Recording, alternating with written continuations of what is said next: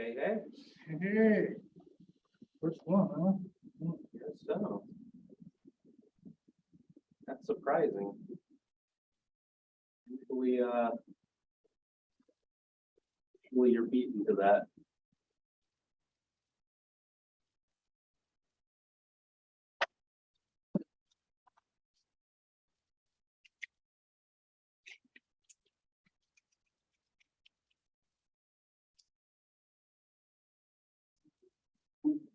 Uh-huh. Beat you, man. It's barely, but it happened.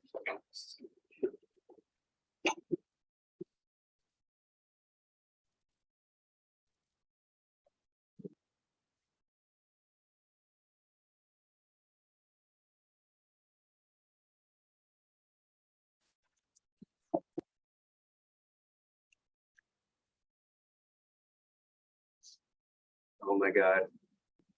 I just put like 15 ice cubes in this thing. I figured they'd be good for a little while. No, the water wasn't hot enough.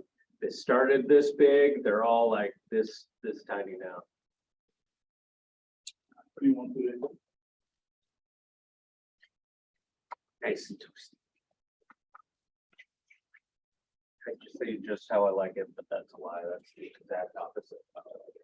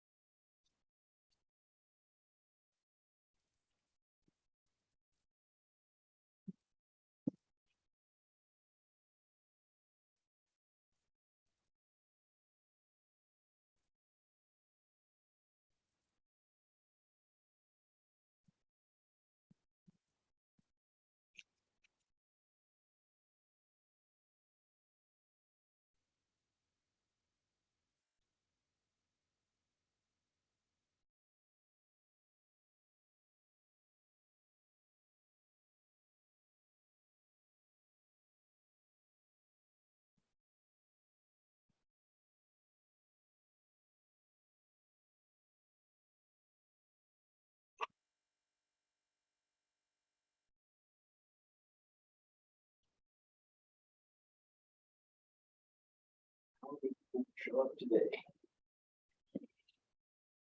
Oh, you said that yesterday. Yeah, I kind of stayed stable around 8. Feel like gonna go for a long bet. We're gonna go. We're gonna say 6 initially, and it'll grow to 8. Yeah. Somebody's gonna come in at 7. That almost always happens on Zoom one way or another, actually.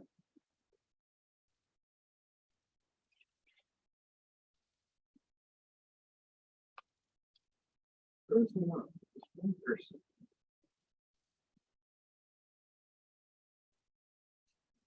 I'm assuming you know that game, The Last of Us. Never you know, they're gonna finished make a it. show, you know that, right? A series. Pedro Pascal. Yeah, can't wait for that. To be fair, I'd watch like anything with that dude. He is way too good. You seen that one Moon Knight series with Oh, that yeah. one guy? That's kind of awful. I loved it It personally. wasn't bad. I mean, for the acting wise and all this, but changed the whole entire story. I mean, as a kid, I had the comic books. You know what I mean? Yeah, So they did play with it quite a bit, but I think I was okay with that, especially starting from one of his alternate. oh yeah, yeah. I mean, that was. I mean, don't get me wrong. He's a great actor. But yeah, they gave him powers. So I'm like, Yeah, giving him powers was kind of iffy, but I think that was the point of the I- whole thing. I think the whole reason they gave him powers, one, because I mean, if a moon deity decides to bring you back to life, why wouldn't the moon deity give you powers? And two, They fully intended the show to be like a launching point for pulling him into the cinematic universe. And the cinematic universe, like, if he didn't have powers, everybody would just be whining that he was Batman. Well, it was a copy of Batman. He was I mean, totally it a was, copy of it Batman, was, it yeah. was. I don't know if you know what we're talking about. Oh, okay, Yeah. good. Anyways, and it's pretty funny. My wife thought, "Who's this?" I'm like, "Ooh, hold on. Let me bring out the comic book first of all. Let me take it out of this package that I don't want to." But yeah, it was pretty much like a copy, and they did both. They always did. You know, from DC to Marvel, they always did that. Yeah. Yeah, I don't know. They did change it quite a bit, but I still enjoyed the hell out of it. I think it's. Oh, it was. It was still pretty Yeah. good, but canceled it though. Well, it didn't get canceled. They never intended to make a second series, is what it is. Well, look at the ending though. It's like they were kind of bringing that up since the third personality came out, and you're going, "Oh, okay, there he is." Really? Yeah, it came out initially to be a limited series, but then again, all of them do, and then they make the decision about whether or not making another one, so, I don't know. I'm just scared about what they might do with Daredevil. They already said that they're going to go for a lighter approach. I'm like, why? Wow, yeah, exactly. Well, I mean, I can see it with some of the comics, like it doesn't have to be that serious. But I mean, But they never do. You yeah, know, when you turn it into yeah. a live action. Well, yeah, it ended up really serious because it's gonna be the same dude from the Netflix series. I just hope they continue that storyline somehow. Yeah, my wife's a big Star Wars fan. Big Star Wars nerd. And then that She-Hulk that came out, I guess. I was watching it. It looked pretty good. I'm enjoying it. It's very much a comedy. Well, the personality wise, they really mix. That's the point I was getting at. Yeah. I was like, oh, what the hell? Hey, Yeah. Like, well, I mean, you know, She-Hulk in the comics was never incredibly serious anyway. So making it a comedy just Well, it's that humor. Yeah.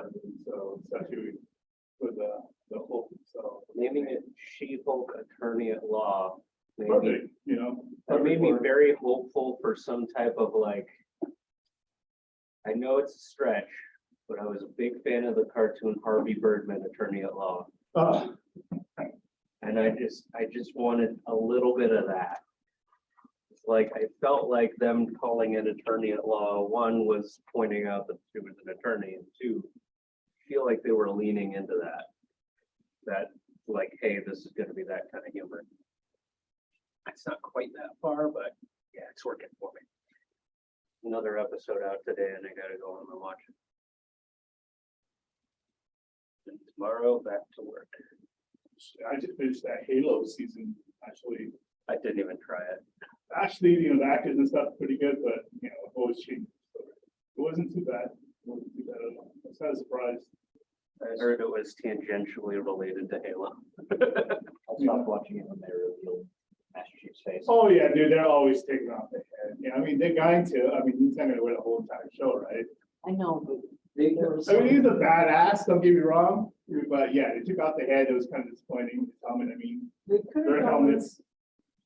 they could have gone Carl Urban, Judge Dredd style and just make it Yeah, strictly that character and rolled with it, but they wanted character development and I'm like, yeah, but it Doesn't really have wasn't to. bad. I mean, I'll watch the second season if it does come out. fair, yeah. I But know, there was only 3 of them, considering there should have been like 50. Yeah, but sorry, wasn't. I mean, they could have really destroyed it. I mean, they could have really went bad. Thing I miss is old Assassin's Creed games. while I agree, the new one's still gonna say Assassin's Creed Odyssey is one of the best games I've ever played in my life. The new ones are good, but they're not really. They don't feel like they have that feel feel like to them, yeah. Assassin's Creed. Assassin's Creed, like you assassinate people and you know, you're all stealthy and you one-shot them most of the time. Oh, yeah, there's no stuff. And there's a bunch of like quick time interactions. You have to parry the attacks and all that. The new ones is they add just like the health bars and like the quick time events for the assassinating. To be fair, I've enjoyed, I actually pulled on, like every time I reach like a stronghold or something in Assassin's Creed Odyssey, I would spend a really long time stealthing the hell out of it. They literally never knew I was there. Playing through Assassin's Creed 3 again right now. My least favorite, Your least favorite? my least favorite. Everything else had stuff to climb. I'm like, why am I running through trees, man? This isn't working. I don't care about the hunting. Like, it wasn't working for me.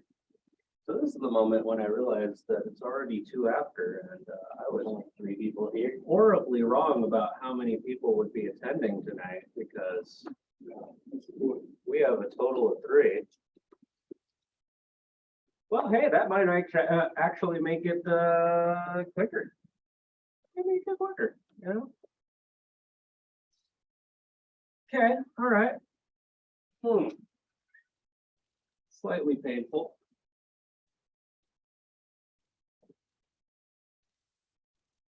Spent like an hour looking at memes today, partially to load up this slideshow and partially because it was a good way of relaxing.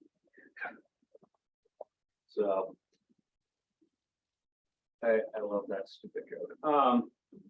But yeah, today we're just gonna do some more linear equations. I didn't fill this out because I wasn't sure quite how far we get, but I'm pretty sure we're gonna get further than that. We'll do linear equations. We'll do expressions. And after that, I believe it's decimals. Yeah, decimals. We'll see how far we get.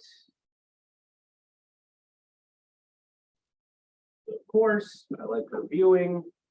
Didn't do a whole lot of new concepts last time.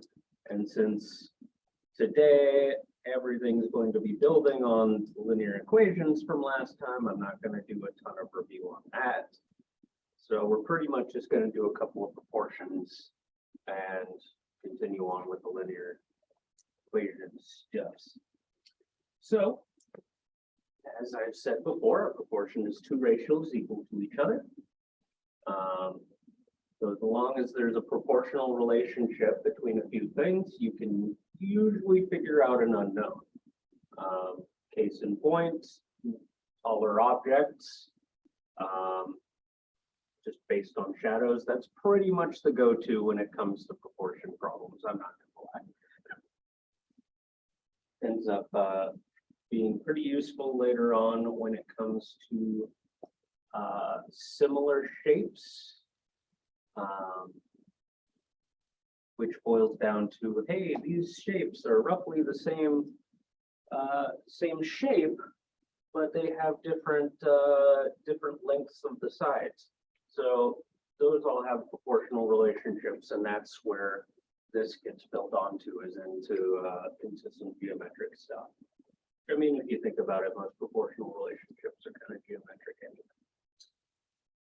So we're going to do a couple of word problems. All these are the ones I decided to skip last time because I made way too many proportion problems.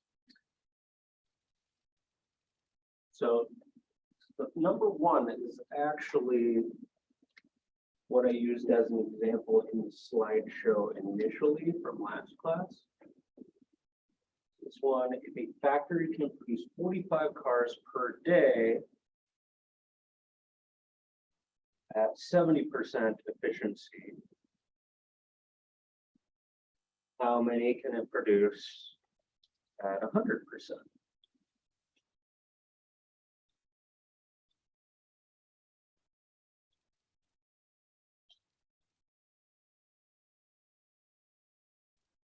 Well, that's a pretty straightforward proportion, right? So we'll be able to say, okay, well, if I'm doing this as cars over efficiency,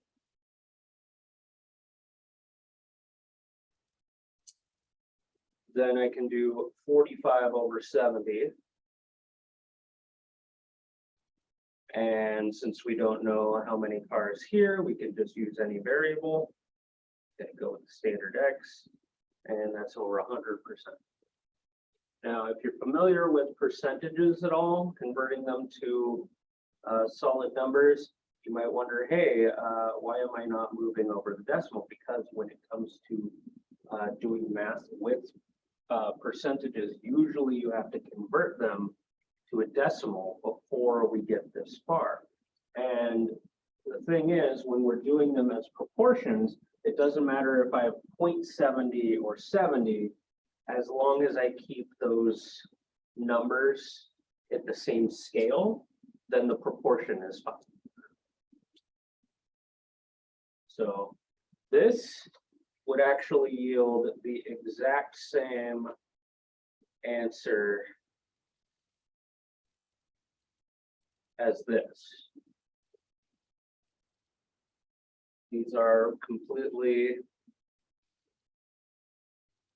I don't know how to say this. They're equal equations. Yeah. But it doesn't matter which way you do it. So since we're not playing around with decimals, I think I'd rather do it this way. Now, does it end up with bigger numbers? Yes, but it doesn't matter. So if you recall, we cross multiply. 100 times 45. Great, because you get to do 45 with a couple of zeros on the end. And 70 times x is also great because it's just 70x.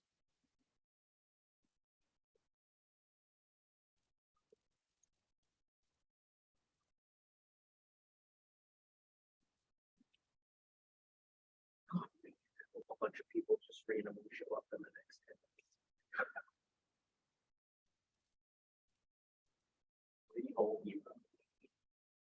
Usually it takes me about a month to get to that point.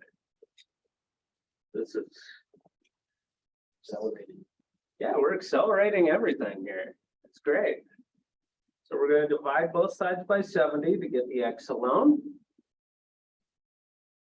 One thing I like to do is, hey, what's 10 divided by 10? 1, right? I always like if I have zeros at the end on both fractions or both top and bottom of the fraction, I love canceling them because it makes my life a little bit easier that way. So this is equal to 450 divided by 7.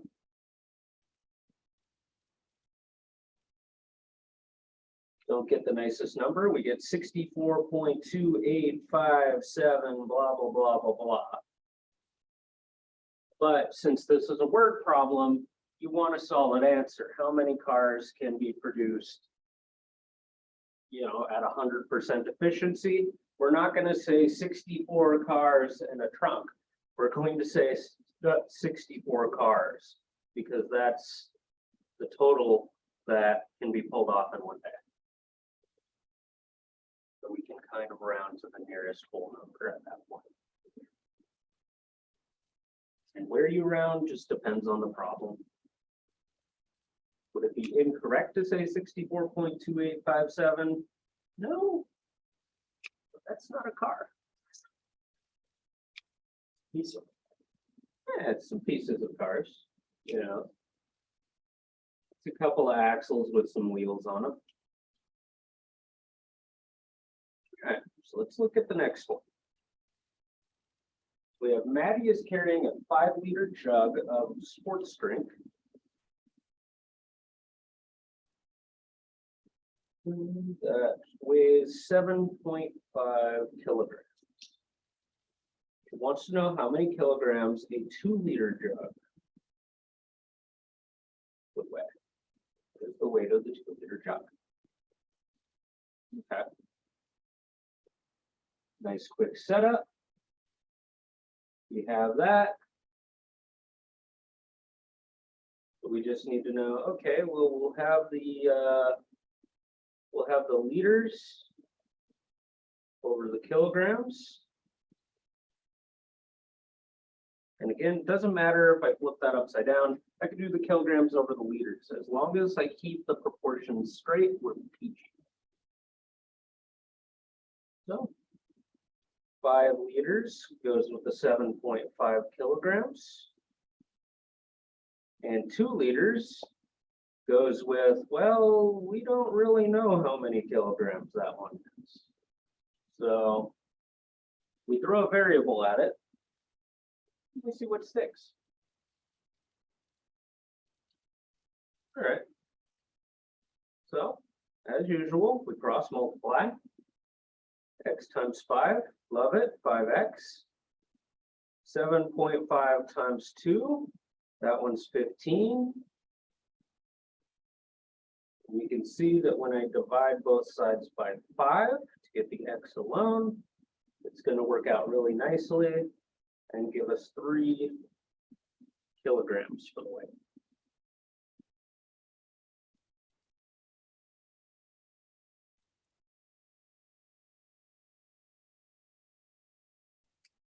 Not too bad. Tolerable. Hopefully tolerable.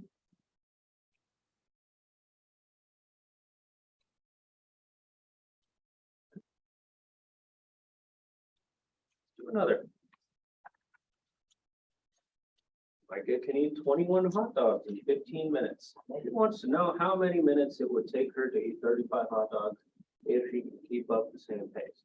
Now, was I biased and did I have an old friend named Micah who was not the nicest person? Yes.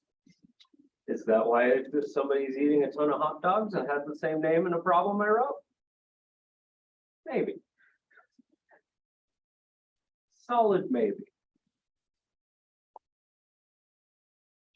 I actually had 66 minutes on this sheet originally, and I looked at it and I was like, nah, we could do better than that.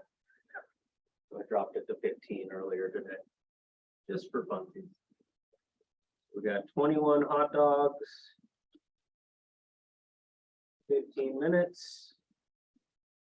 And we want to know 35 hot dogs with who knows minutes. Because, you know, sometimes you hate yourself and you want to eat all the fun parts of the pig.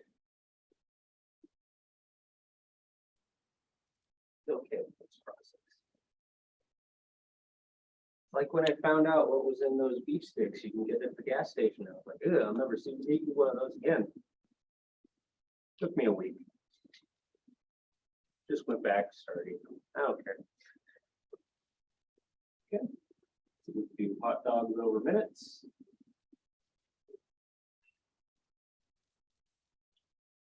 (21 over 15) equals to 35 over, I don't know. Let's pick an, let's do an M. Why not? Stands for minute. That's one nice thing to do in algebra is whatever variable you're looking for, if you're the one making the problem, just use the first letter of what you're looking at. That makes it a lot easier to answer your question at the end, because you're not going to say minutes equals however many hot dogs accidentally. All right, so we'll do some cross multiplication. Oh, wait, let's not do cross multiplication yet. That 21 and 15 are going to reduce. Let's not do that part yet. Because 3 goes into here 7 times and 3 goes into here 5 times. So we can have 7 over 5 is equal to 35 over M. And that's going to make our cross multiplication a lot nicer. Rather than 35 times 15, I get 35 times 5. I like that more.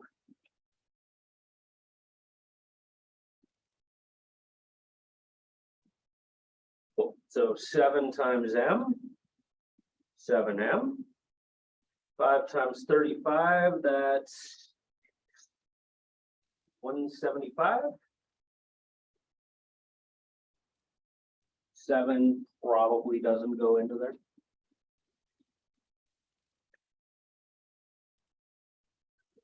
All right, so 175 divided by 7.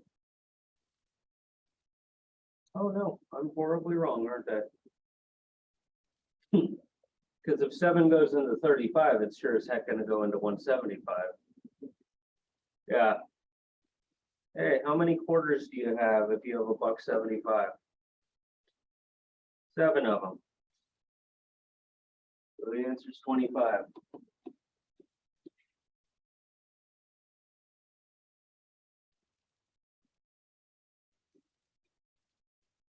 Cool. First of all, how do you get the 7 as the, So the 7 and the 5 came from my 21 and 15.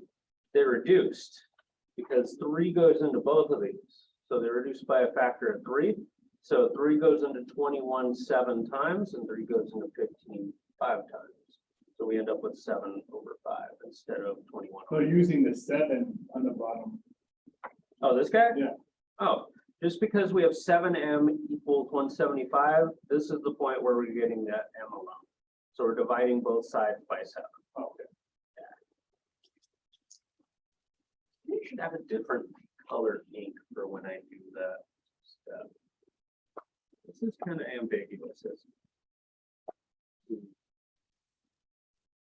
Thoughts to play with. Or I'll find another way of writing.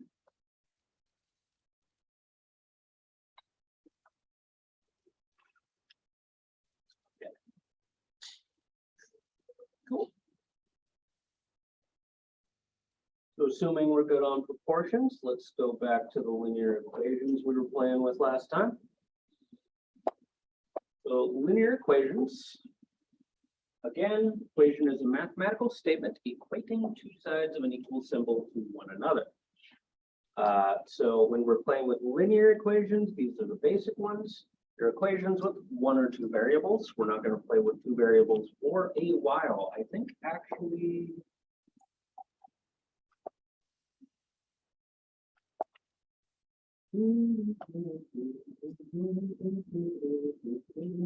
Not there.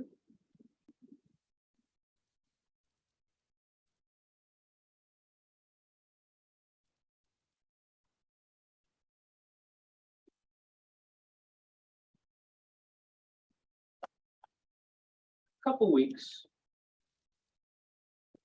Past 10, so week 5.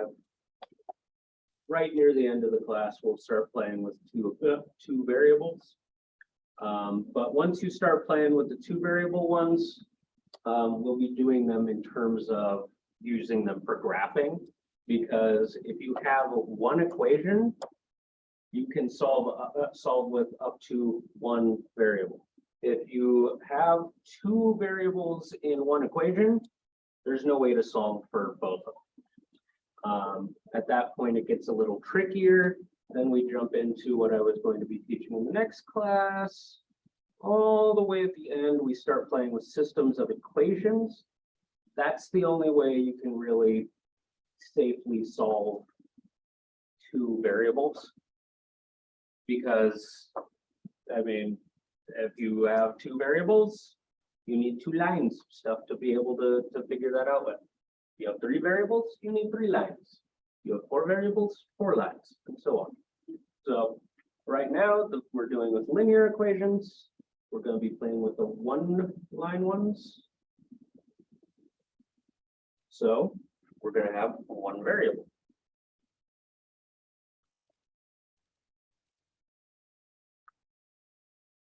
So today we're going to be doing the ones with more than 1 step.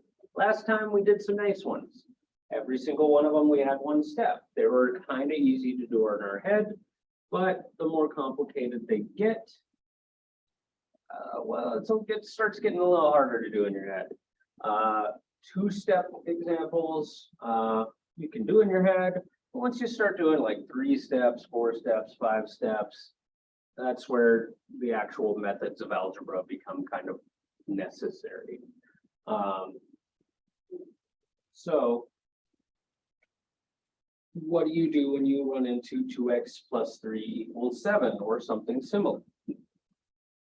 You can't just go straight for what's attached to the x, because again, what you do to one side, you have to do to the other.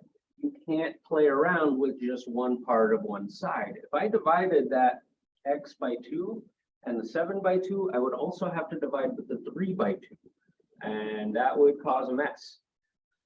So what you generally want to do is you want to kind of chip away at the terms until you have the terms with a variable alone, then you can deal with what they're attached to.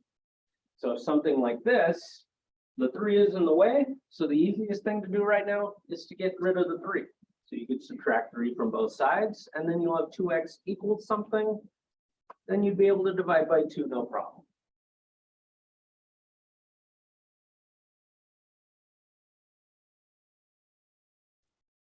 Curiosity, did I put that into our examples? 2x plus, no? Okay, cool. Let's just do that one real quick. 2x plus 3 equals 7.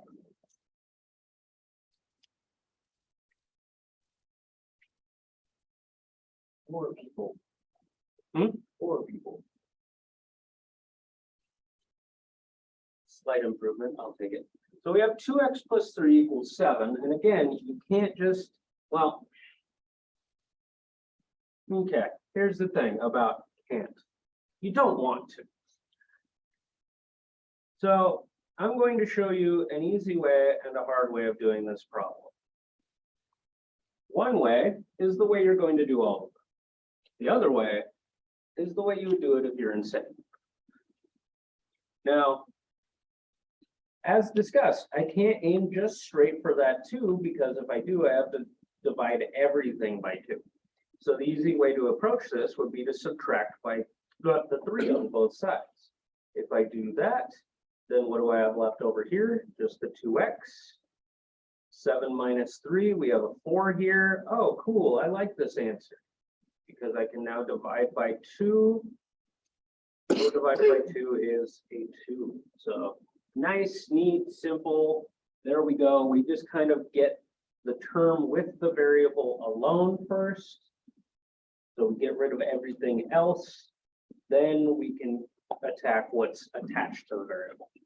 Now, let's say that I'm marginally psychotic and I decide I do have to divide by 2 on both sides. The problem here would be, remember that equals side is a balance. What I do to one side, I have to do to the other. That means I have to do it to the entire side. So I have to actually divide. I either have to make this a really big, ugly fraction, put the whole thing over a 2, or I have to do that. And then, well, I mean, yeah, we get the x alone, but we have 3 halves and a 7 halves. And you have to actually subtract the fractions off. And you would end up with 7 halves minus 3 halves. You end up with 4 halves, which is still 2. So you can do it, but which way would we prefer to do it? That one, right? So again, we chip away until the term with the x is alone, so we can avoid big ugly messes of numbers. It's not that you can't divide by that 2, it's that you really just kind of don't want to divide by that.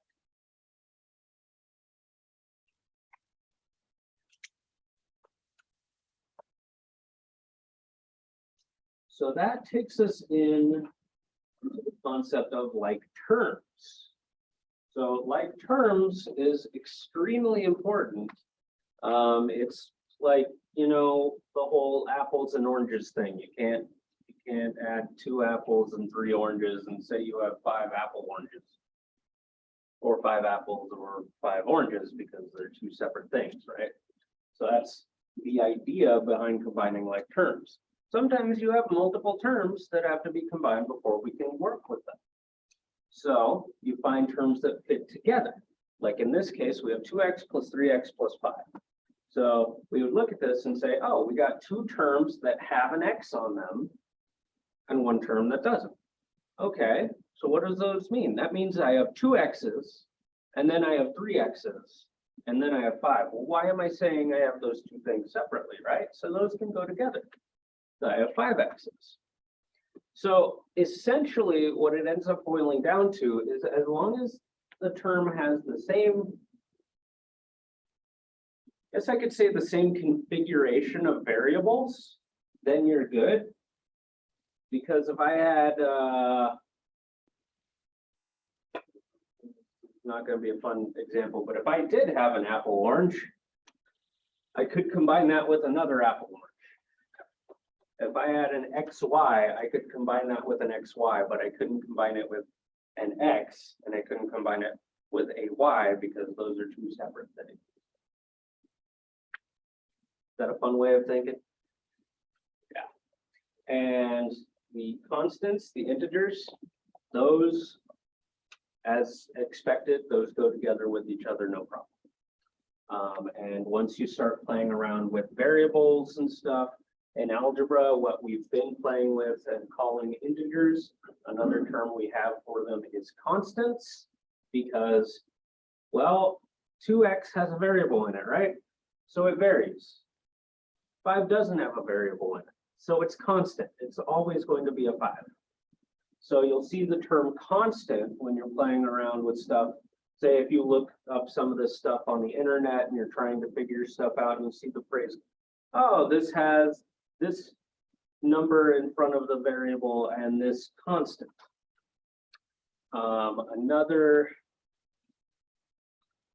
you know what? Let's make another slide. This could come in handy.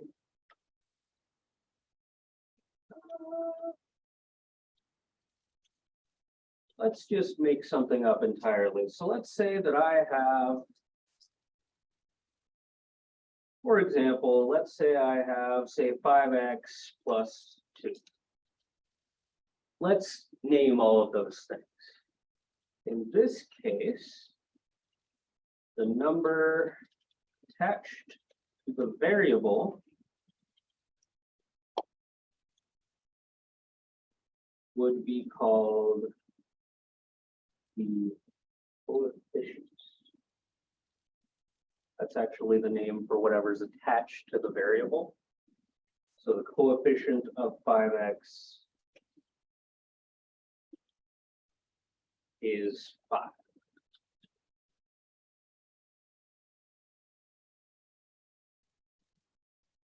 Since 2 doesn't have a variable,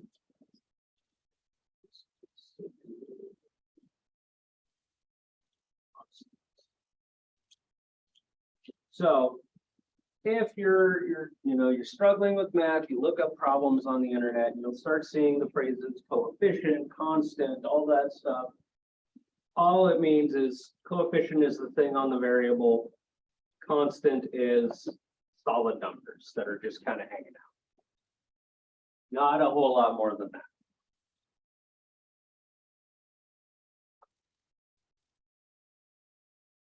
Let's add a comment to this. I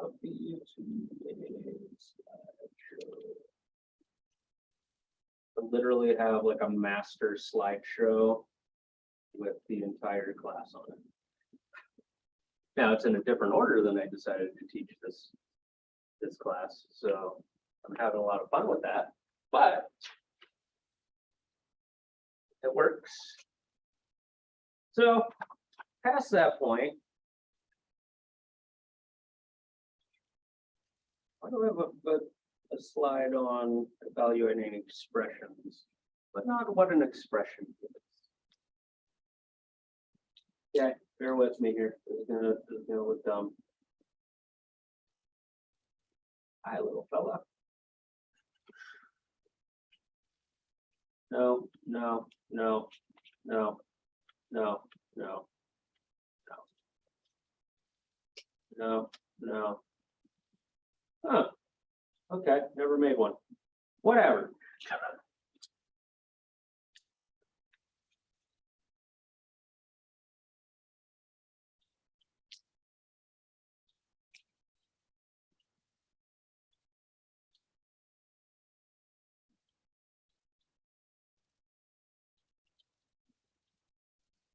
An expression is an algebraic statement, not an equation or otherwise. It's literally just a statement. So, like my example on this page, 2x plus 5. Okay, does it equal anything? No, it doesn't equal anything. It's just kind of there, right? You're just stating. So it's a statement. You're expressing that. It's an expression. That's all that means. Dun, dun, dun, dun, dun, dun, dun, dun, dun. Hold on a second.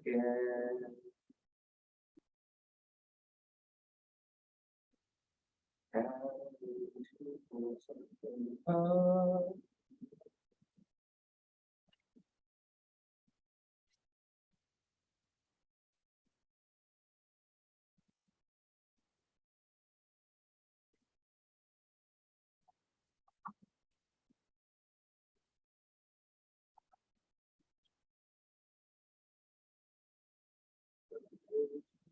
Sure that this works.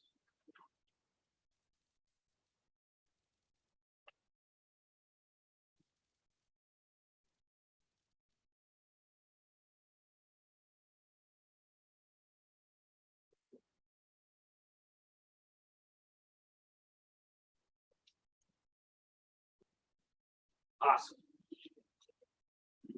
Okay. So evaluating expressions is quite simple. You have an expression, say 2x plus 5, and they give you, hey, well, what would that be if x was a negative 5? Oh, okay. Well, what you do is you just plug it in. You take that negative 5, and where your x is, you plug in the negative 5. That's really it. What I like to do personally is I like to replace the x with a set of parentheses, then put in what it is that is standing in for that x. That way I'm good to not like make any mistakes, because that's the one thing I've seen people do when they have to evaluate things. This is actually going to lead more into, say, any formula you have to plug things into. I see people get extreme anxiety about whether or not they're plugging things in correctly. Because what can happen is I've seen people plug something in like this. They don't have the parentheses there. They put 2, a -5, and a +5. Then they cancel out the 5s without doing that multiplication, because the x having a 2 in front of it implies there's multiplication happening. So that's why I like to swap everything out with parentheses, because then if something is acting on that set of parentheses, I know better. I know to do something with multiplication.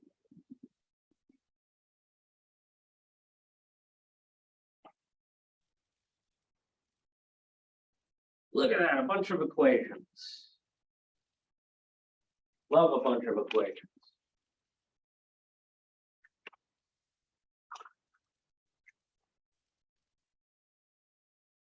Dun, dun, dun.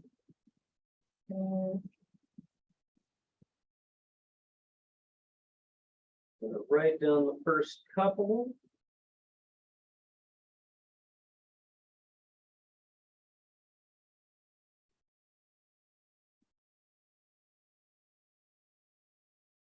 Number 3, I'm probably going to do 2 different ways, just so you have another skill under your belts.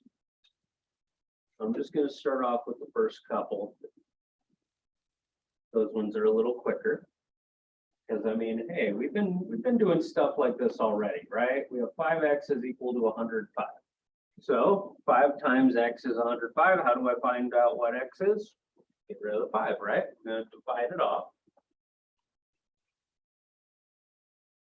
Then we say, how many times does 5 go into 105? You grab a calculator, punch it in. I've done this too many times. It goes in 21 times.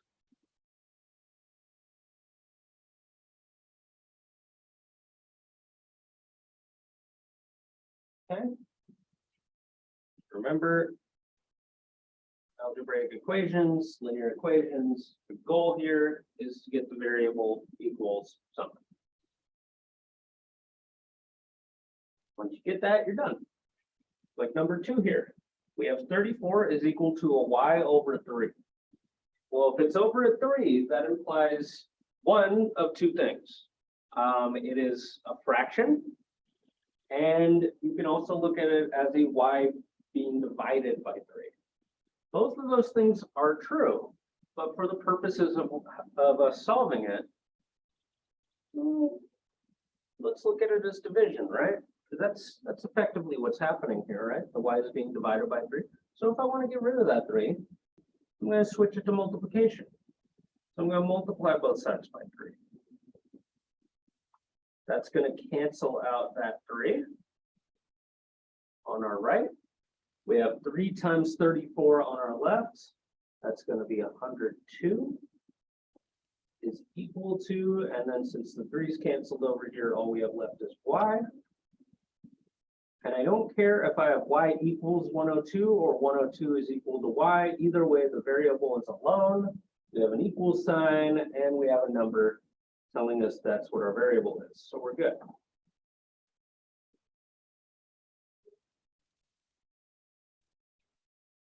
Now, number 3, that one's most similar to the example we did earlier, right? Except this way, this one, we already have fractions. We don't get to do a nice way of avoiding the fractions because they're already there. And if you follow that earlier example, the 2x plus 3 equals 7, if you follow this, it's going to work out the same. Maybe you could do the exact same steps on this problem and get the answer. So let's do it that way first. So I want to get the term with the x alone. So the first thing I'm going to do is get rid of this 1/2. I'm going to subtract 1/2 from both sides. Luckily, we already have a common denominator, right? So we have 2x is equal to 13/2 minus 1/2. We get 12/2. Oh, well, we can simplify that, no problem, right? 12 divided by 2. That's a 6. And then we can divide both sides by 2. So we have x is equal to 3.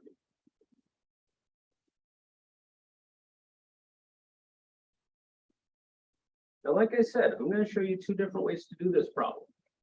Because one thing I have learned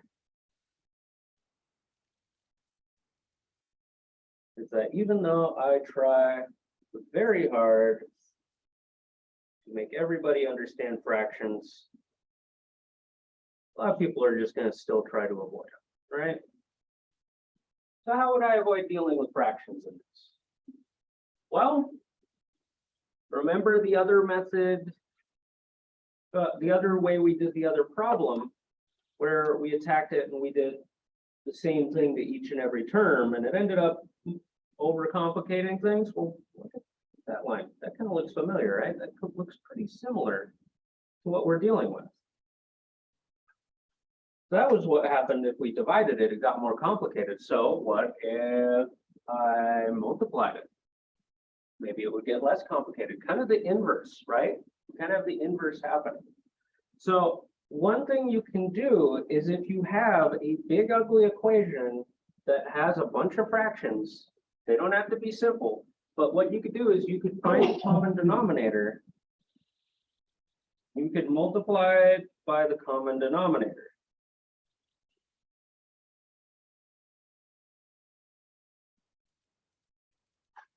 Now, it's really easy to spot on this one, right? Because out of all the fractions we have, every single one of them has a denominator of 2. So our common denominator is 2. Nice and simple, right? So what you could do is if you multiply every single term by 2 on both sides, well, the things that aren't fractions usually get a little bit more complicated, but the things that are fractions always cancel out the fractions. We would get 2x times 2. We end up with 4x plus, the 2's canceled, so we still have a plus 1 because there's a 1 on top of that 1/2, is equal to 12.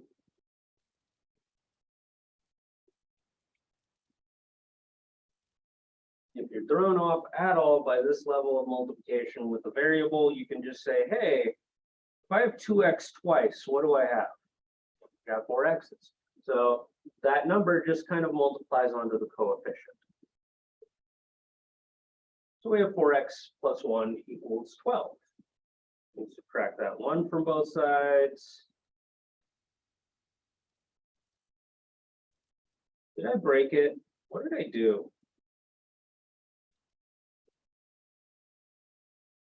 Oh, it's supposed to be 13. Yeah, 13 turned into a 12. Oops. That's a 13.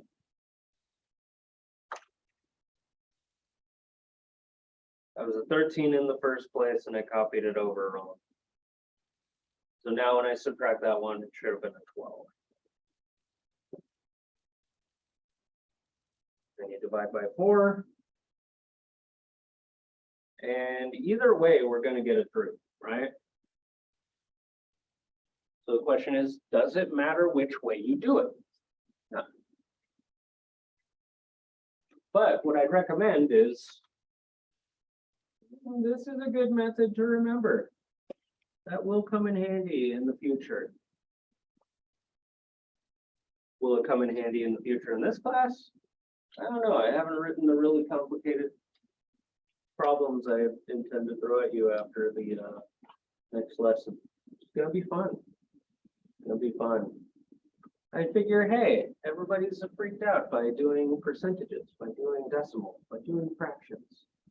What if I made algebra problems that involve all 3 at the same time? Once you deal with that, nothing to be afraid of. All right, not too bad, not too bad.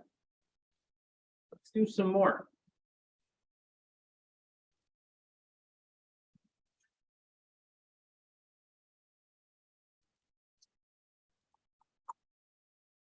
Haven't done decimal yet.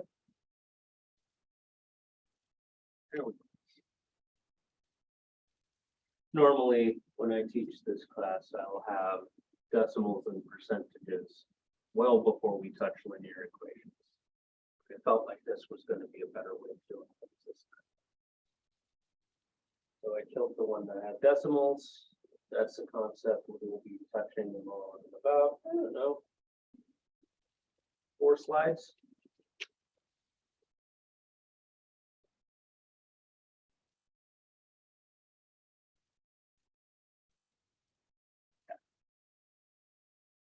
So for number 4,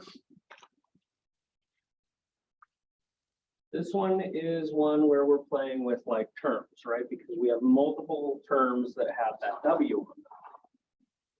So there's a couple of approaches you could take with this. I am very against teaching things in steps, because once you hit algebra in like high school, they start teaching you everything is stringent steps. You have to do this is step 1, this is step 2, this is step 3. And I hate that. I hate that with a passion, because there's a couple of things I could do right off the bat. I'm looking at this and I could subtract 12 for both sides right now. I could add these. That's my first step. That works fine. Absolutely. Don't forget the sign-in sheet. It is 6:45 right now. All right. So there's a couple of different ways I can start this problem. I do not like strict steps. However, since I have personally done significantly harder algebra problems than anything you're going to see in this class, or potentially ever, I can tell you that a good first step, welcome. Don't forget the sign-in sheet. You can put 6:45. Okay. So I will tell you that a good first step on these usually is that I combine all the like terms I can on either side. So I have nothing to combine with this 37, but this 3W plus 2W, that's usually going to be my first step. Is there a reason I choose to do that before I subtract the 12? Just simplifying both sides separately can make your life a little bit easier in the future. So I am going to combine these two right away. And now it looks similar to the other problems we've done, right? You know, the equals is on the different side, but roughly the same structure, right? We have a number in our variable plus 12 is equal to some number. So same sort of idea. We're going to chip away until we get the W alone. So the first thing we got to do is get rid of this 12 term right here. So we're going to subtract the 12 from both sides. We have a 25 is equal to 5W. Now we can divide both sides by 5.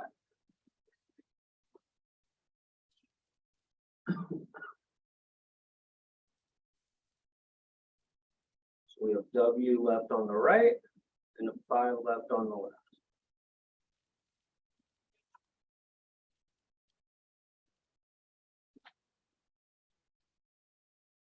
Now, How do you obtain 25?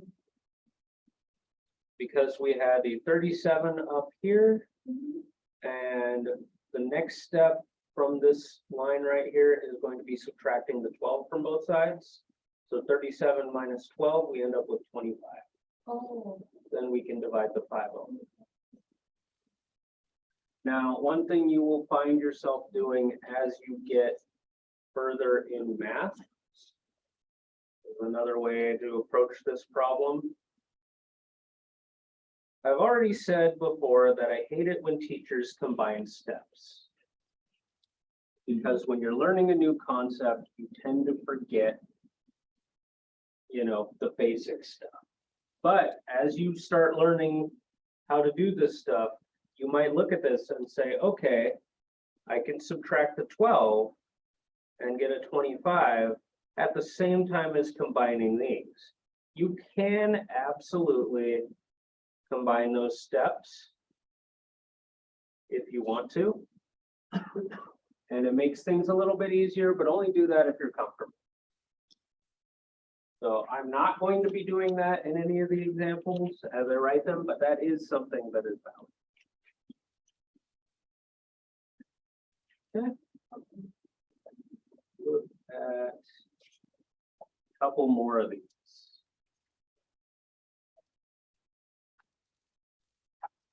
Why did I flip this over thinking the other side would be blank when this is the right page? There we go.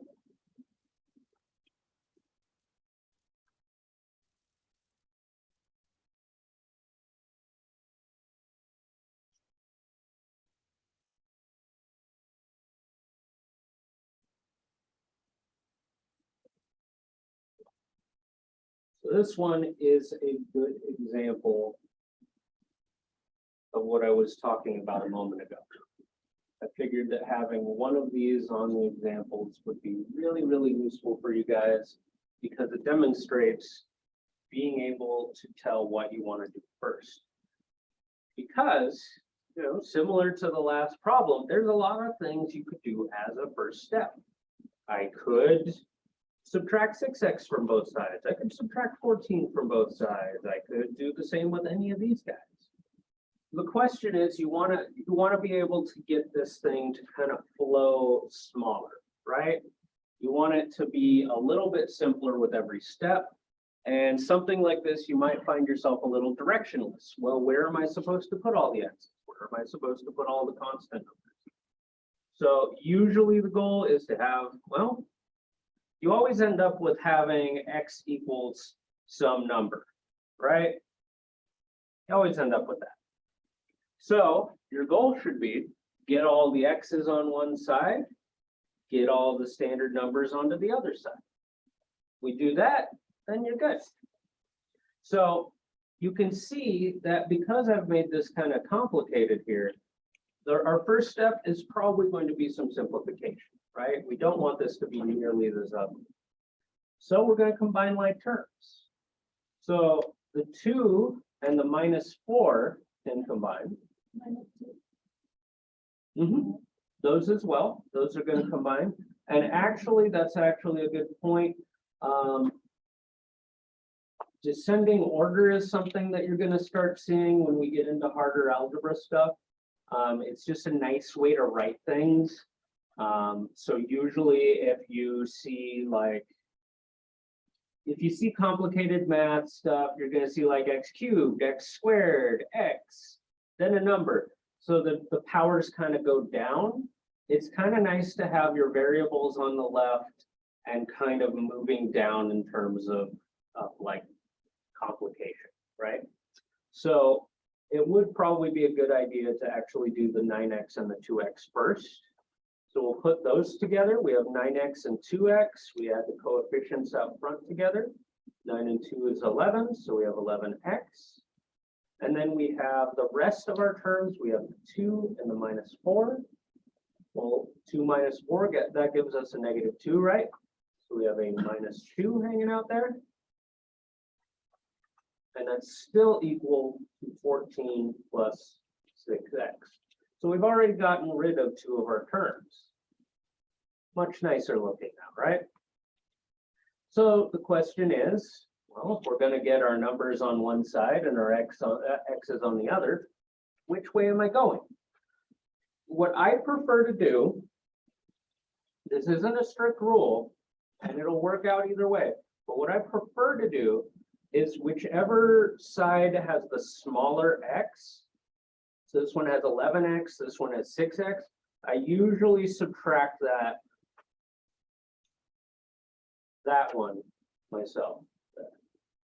Now the reason for that is because I'm getting a bigger number minus a smaller number. I end up with a positive number out front of it.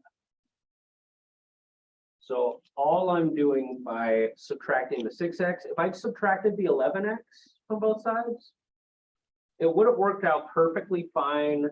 The problem would get us to the right answer, but we would have had a negative on the x. And I try to avoid as many negatives as possible because you can lose negative signs pretty easily and break stuff.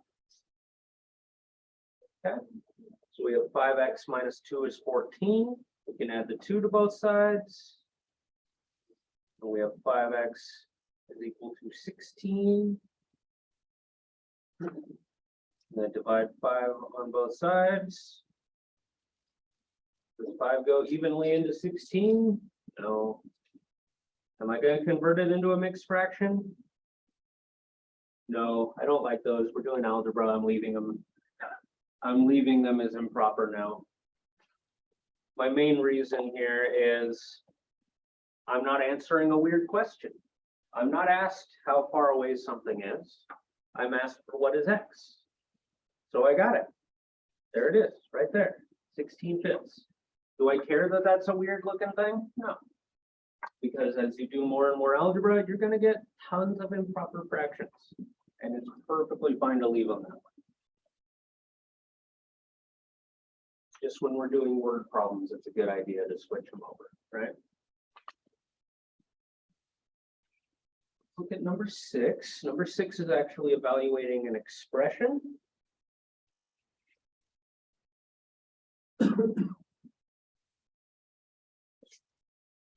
That one's not bad at all.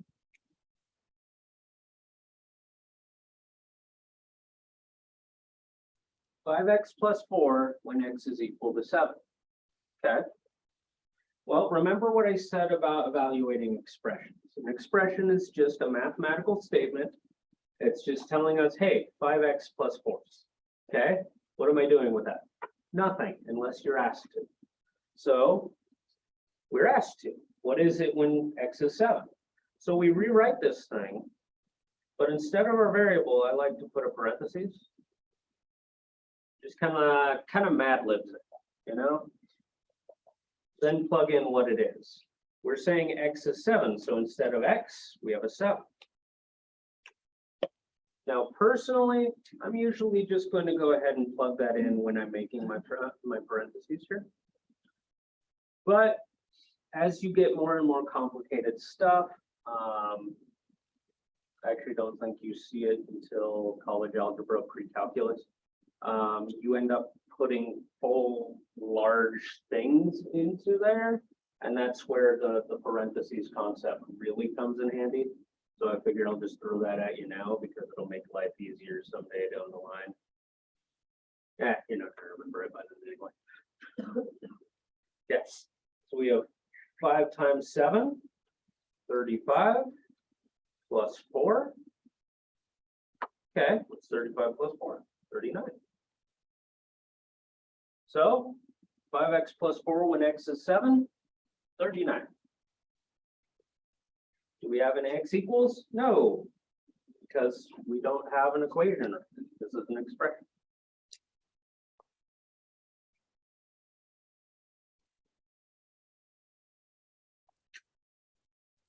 Let's do one a little bit more complicated. Let's do one a little bit more complicated.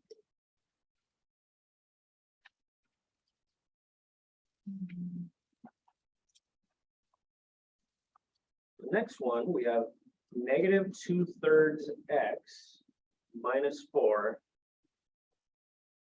or x equals 12. You'll see that phrased that way as well. Is there a difference between it saying when x is -7, or is there a difference at all between that and 4x is 12? No, there is no difference. These questions are roughly asking the same concept. They're giving you a statement and they're asking you, hey, plug this guy in. So that's what we're going to do. I'm going to rewrite this problem with the parentheses for the x. And what am I putting in place of that x? X is 12.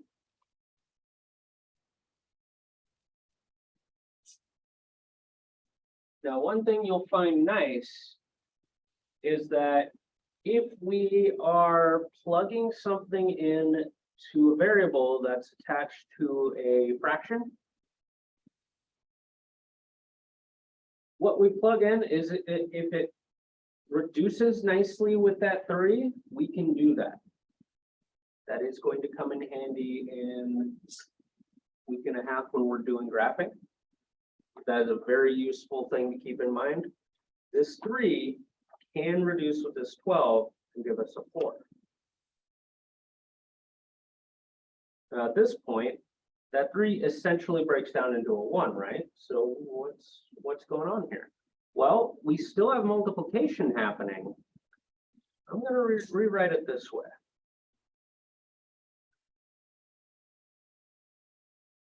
That's now a -2 multiplied onto a 4. That sounds a lot nicer than 2/3 of 12, right? So this -2 multiplied by the 4, that's going to give us a -8 minus 4. Putting those two together, we end up with a -12.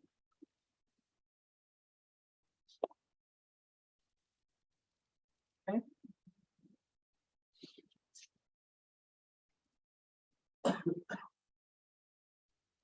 How are we feeling? Okay, terrified. Having fun.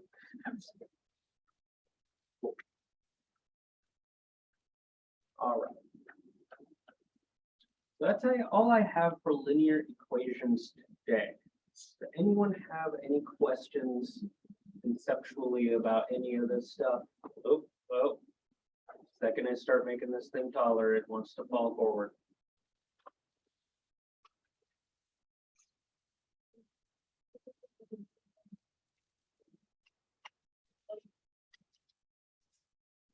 All right.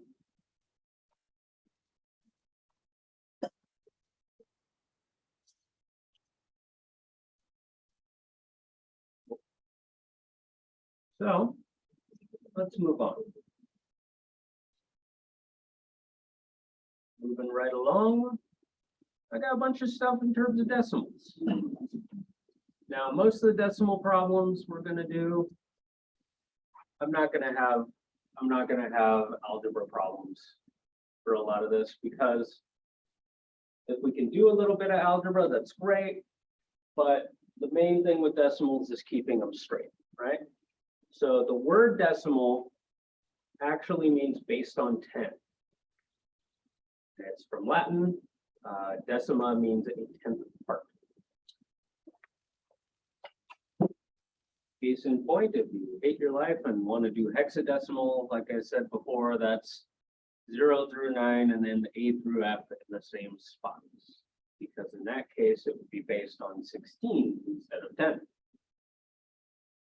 I don't recommend it. Kind of like computers, binary. Everything's ones and zeros. So we like doing things in base 10, not base 2, because that hurts our brains. So when we write number, the position of each digit is important. As we move left, each position is 10 times bigger. As we move right, each position is 10 times smaller. So our decimal system lets us write numbers as large or as small as we want using that decimal point. Digits can be placed to the left or right of the decimal point to show values greater than 1 or less than 1. The decimal point is the most important part of a decimal number. Without it, we are lost and don't know what each position means. So it's kind of, in the decimal system, it's kind of implied that at the end of, say, a 2, there's a 2 point nothing. 7 is a 7 point nothing, etc. So you know that everything's in the ones place because there's no decimals kind of after it. There's no parts after it. So the tricky bit usually becomes comparing numbers on the left and right side of the number line, because I find that a lot of people, you might be able to grasp that -5 is smaller than -4, but it starts getting hazier when you're asked for -0.5 and -0.4. So I figured I would throw some of this stuff into the lesson. So if you had to put some of these guys on a number line, you would think, okay, if I'm dealing with a 0.1, where is that going to be?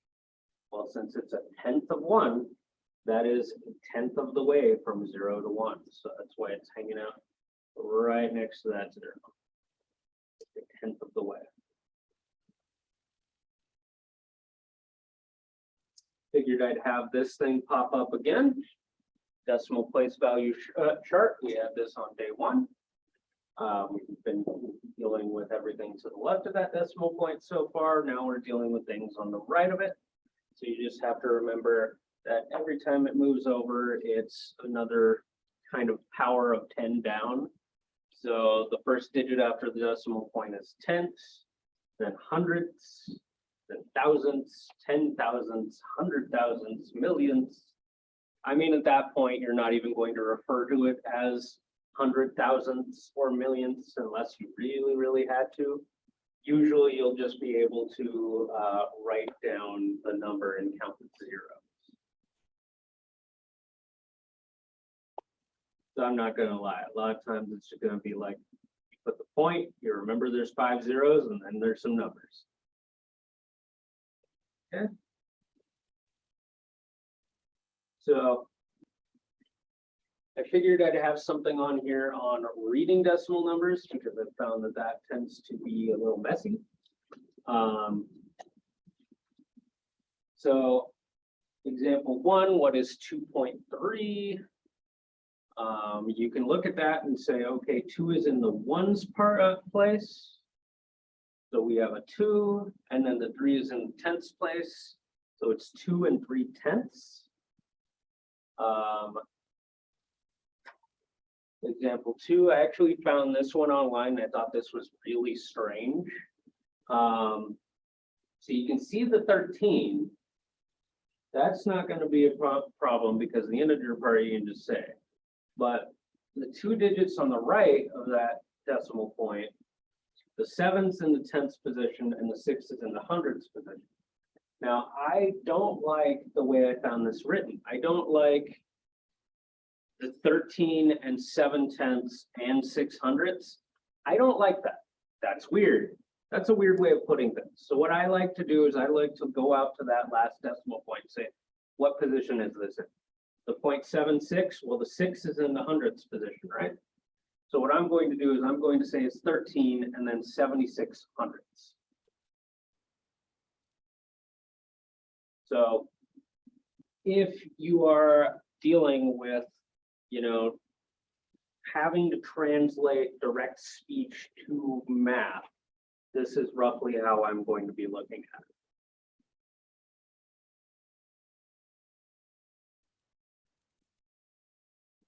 So the first two of these problems, we don't really have to write down, right? The first one is just, how would we say 243.231? You could say that out loud, but it doesn't really, it doesn't really express the place value. So what you would do is you'd say, okay, we have 243 and then you'd look at that. The 2 is in the tenths, 3 is in the hundredths, 1 is in thousandths, so it goes up once every time. So since our last digit is in the thousandths, I would just take all 3 of those digits and I would say I have that many thousandths. So I have 243 and 231 thousandths.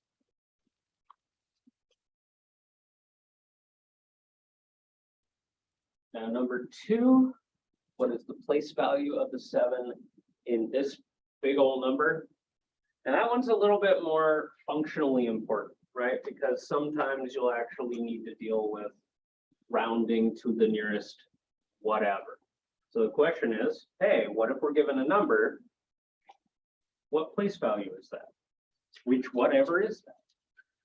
So again, we would start from just the right side of that decimal point with the 2. The 2 is in the tenths, 4 is hundredths, 1 is thousandths.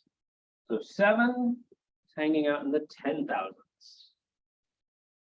So that's all we really need to know. The next number, the 4, is in the 100 thousandths. So you're just thinking, okay, how far over is it going? You're just kind of counting up by 10, well, tenths each time.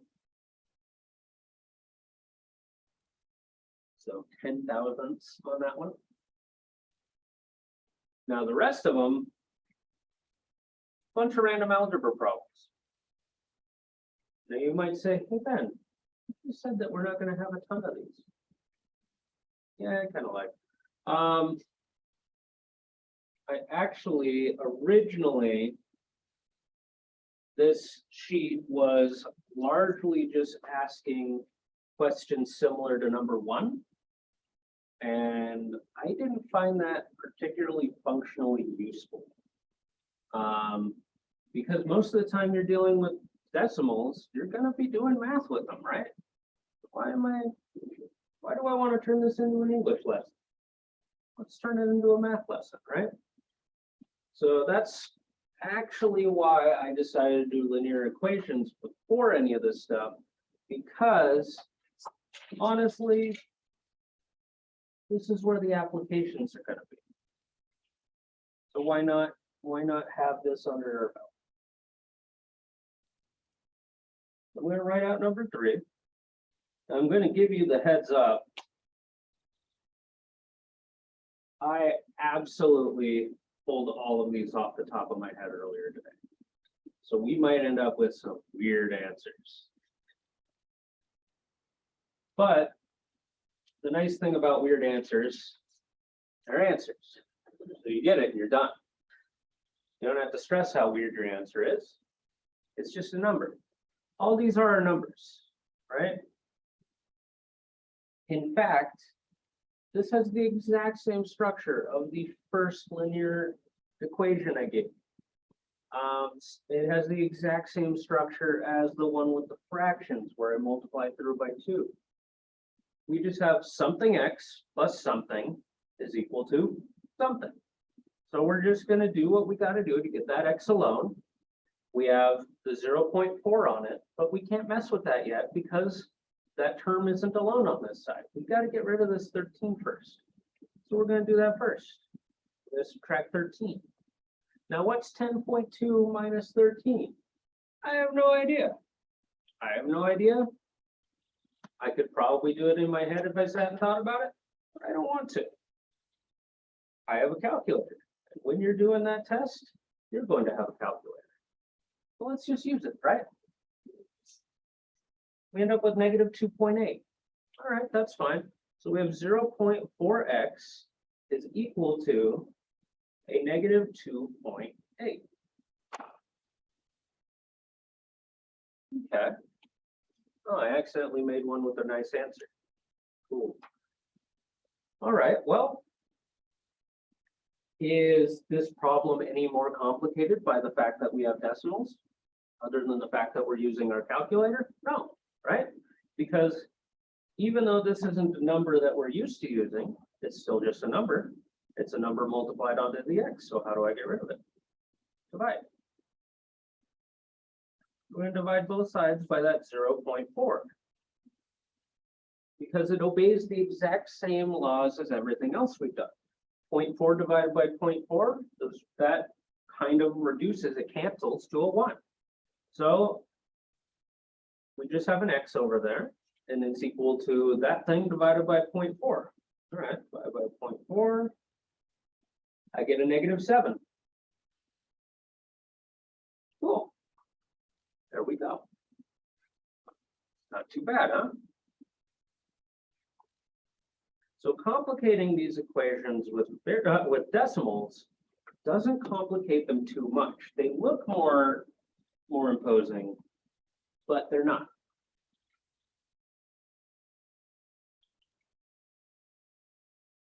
Let's copy over number 4.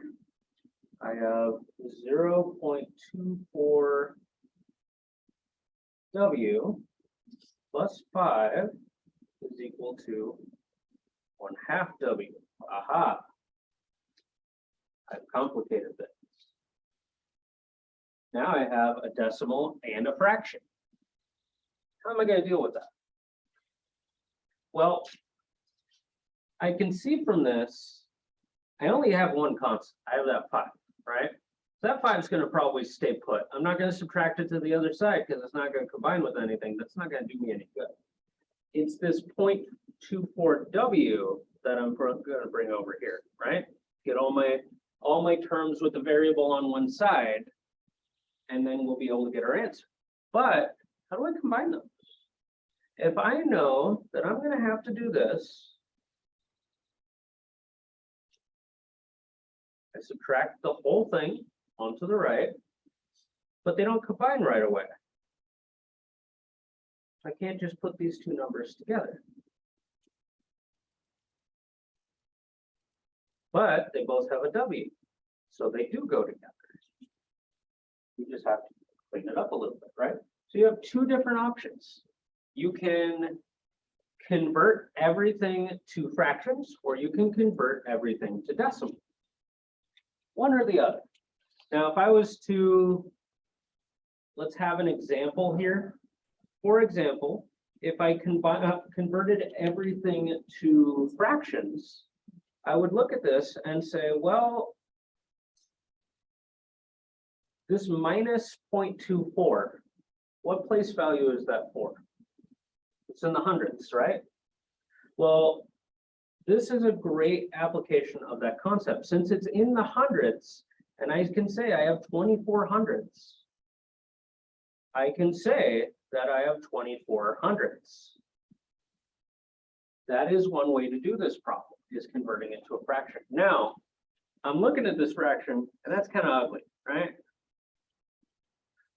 So maybe converting 1/2 into a decimal is a little bit nicer, right? So let's not play that game yet. We could, but I don't wanna. I don't wanna, you don't wanna, right? We could multiply this by 50 over 50, go straight across. We get 0.26 W, I think. But that's going to end up working out the same here, because 1/2, what's the decimal? If you don't know it off the top of your head, type 1 divided by 2 in your calculator, and you get 0.5 W. Take away that 0.24 W, and we have some numbers we can actually work with, right? Now, if you're doing this on paper, I would usually kind of buff up that 0.5 to have the same amount of digits. So like 0.50 minus 0.24, then you can kind of subtract hundredths with hundredths. But if you're doing it with a calculator, you can just do 0.5 minus 0.24. You can not hit the wrong button. There we go. And we get 0.26. So we get 5 is equal to 0.26 W.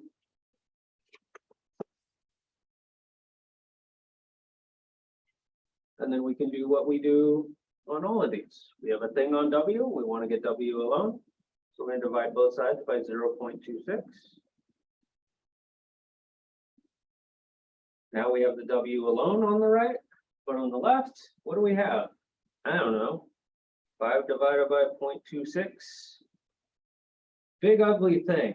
And in fact, it kind of keeps going, right? Actually, now, you look at that, 230,769, 230,769. It actually repeats, which is weird. The reason it repeats is because you can simplify this to a fraction that doesn't look terrible. The 500 over 26, so 250 13ths. That's what that one would come up to.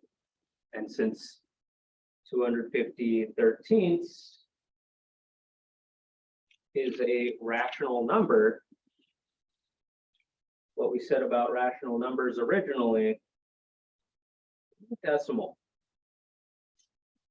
is that their decimal sequences repeat. Now, normal calculators that you don't spend 150 bucks on aren't going to give you this many digits, so you're not going to recognize that. That was just something kind of funky. So my calculator initially threw out 19.2308. How far we go with that, it's up to you, but I usually would like to round to the nearest thousandth, the third digit after the decimal. I don't know why, but it's kind of standard practice in math to kind of round to the third digit. Unless you're asked for something different, that's usually how far I take it.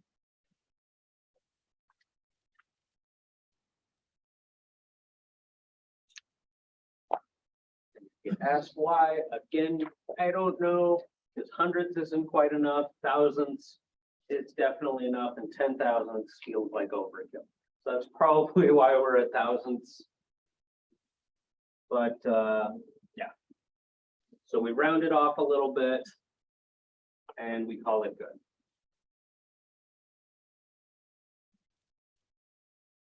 Let's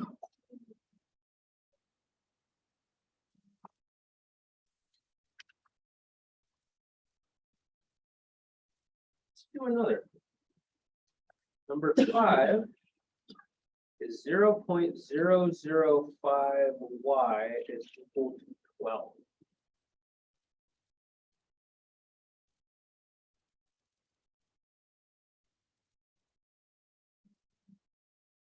Is this problem any more complicated than any of the other ones?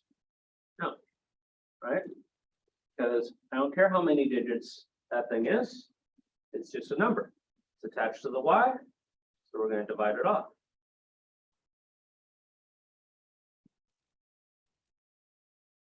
Now here's a fun thing. You got a number and you're dividing by a really, really, really tiny number. What's going to happen to that number? It's going to get bigger. 2,400.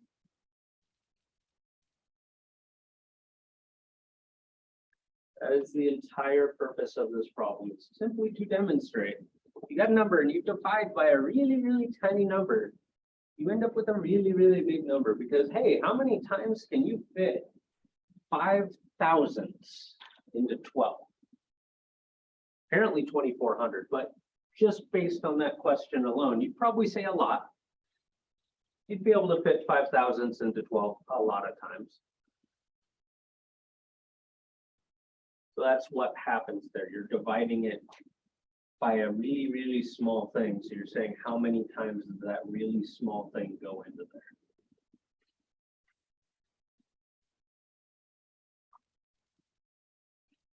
And we have one more problem.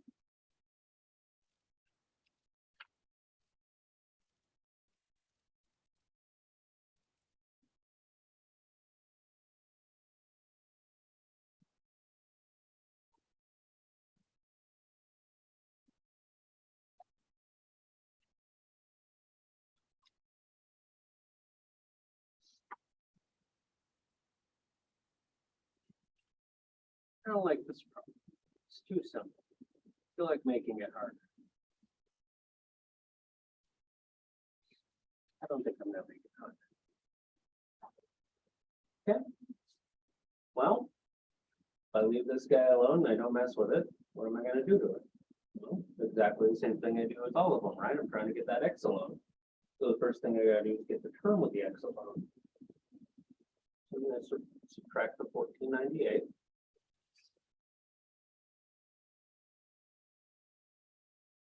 I still have 3x on this side.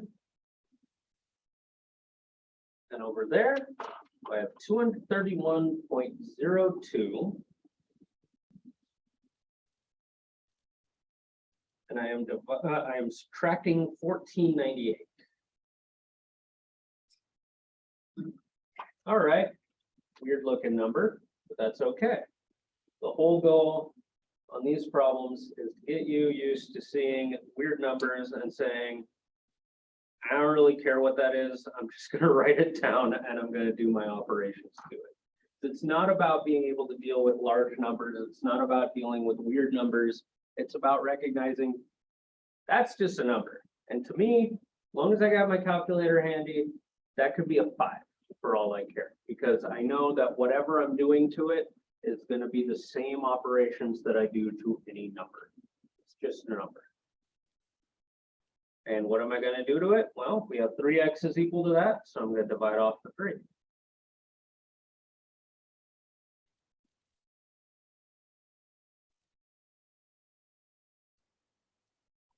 Okay, so I divide it by 3, I get that thing. Is it an ugly thing? Yes. But you know what? It's what x is. So do I care? No. Is there something I can do to clean it up? No. It just is. Just a number. So apparently 1498 plus 3 times that thing gives us a 231.02.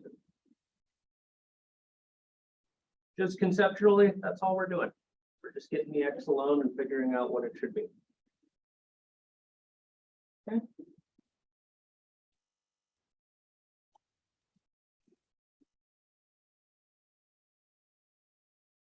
All right.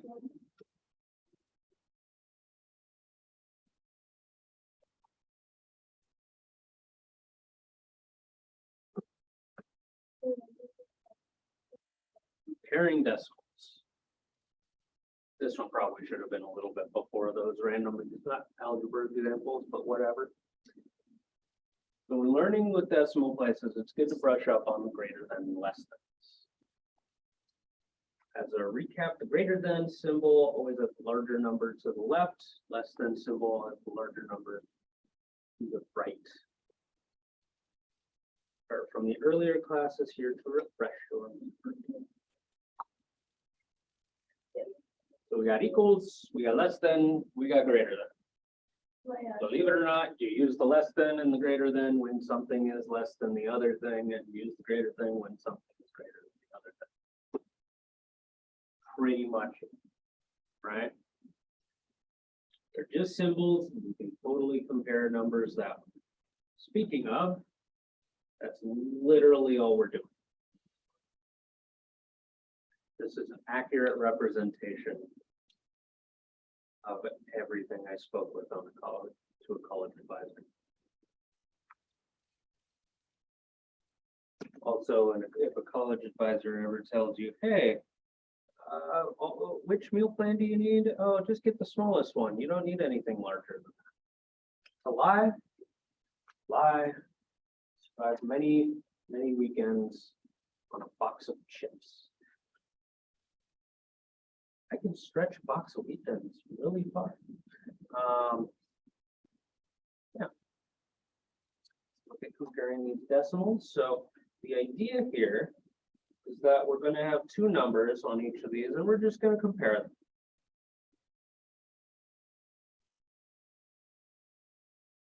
At least on the first one, the question is, well, which symbol am I putting between these guys? Am I going to put a equals, less than, or greater than? Hmm? Bigger than? What was that? Sorry? I'm not sure how can I say, but the first number is bigger than The first number is greater than the second number. That's all they really mean, greater than and less than. Greater literally just means bigger.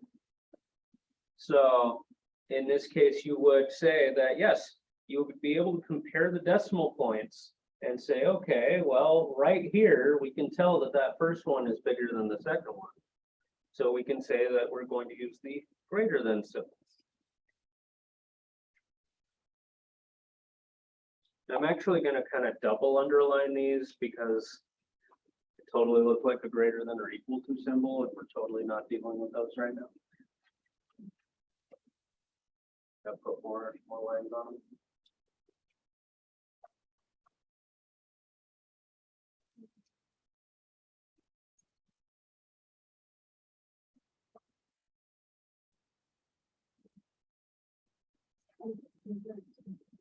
Okay. So, same question. What symbol am I using? Same one? You're correct. This one I mainly made as like a trick question to see if people were just looking at the ends and not the beginnings.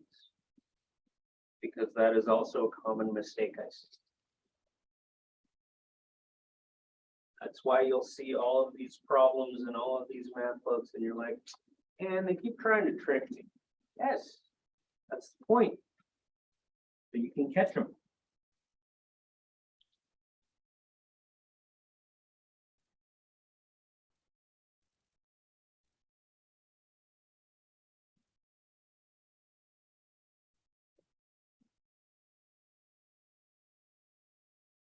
Okay. Same idea. We have the options of greater than, less than, or equal to. Equal to, yes, because all of our decimal points match up, right? It's just that this one has some zeros trailing at the end, but that doesn't mean anything, right? That just means I have no 10,000s and no 100,000s. Cool, then if I don't have those, I don't really need to say that, do I? So these guys are equal to each other. And this is the moment when I realized that the way I'm double underlining things kind of makes things weirder on this problem. That's why you end up with weird notation in math, because, you know, it's all about separating things off in a way that aren't convoluted and weird. I totally ended up making something kind of convoluted and weird. So we have one more. We have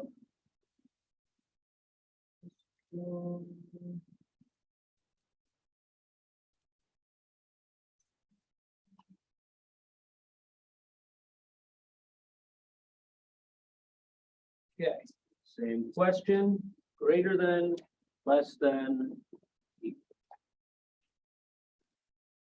Greater than, right?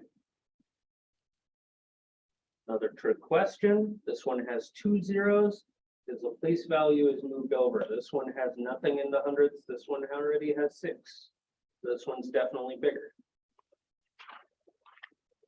For the record, every time I use these problems, I always forget that I didn't make any of these problems have the answer with a less than. I always forget that. Always forget that. I'm not going to fix it. Not going to fix it.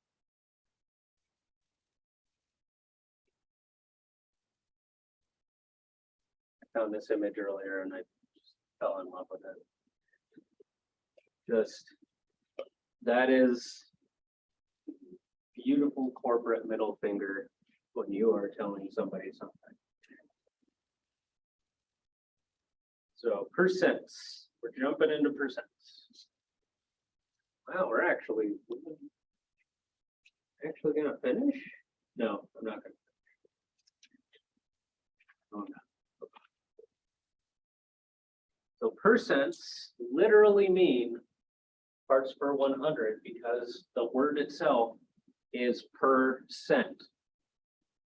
It's named after what it is. 90% of things in math are named after what they are.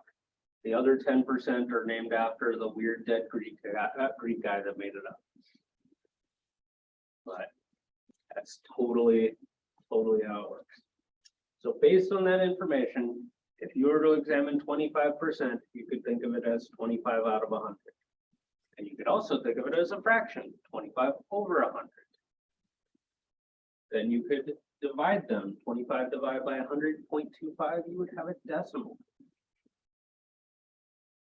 Which, speaking of, that's what we're gonna do. Converting percentages to and from decimals. So with our example of 25%, saying that it's 25 out of 100, you can write it as a fraction, right? 25 over 100. So if you want to know the decimal form of a percentage, you could divide the top by the bottom. So you divide the whatever percentage it is by 100, and we have 0.25. Now, if you wanted to go the other way around, if you were converting from a decimal to a percentage, you divide by 100. Well, I'm not. Since we divided by 100 before, to undo that, we are multiplying by 100. So 0.25 times 100 is equal to 25%. Now,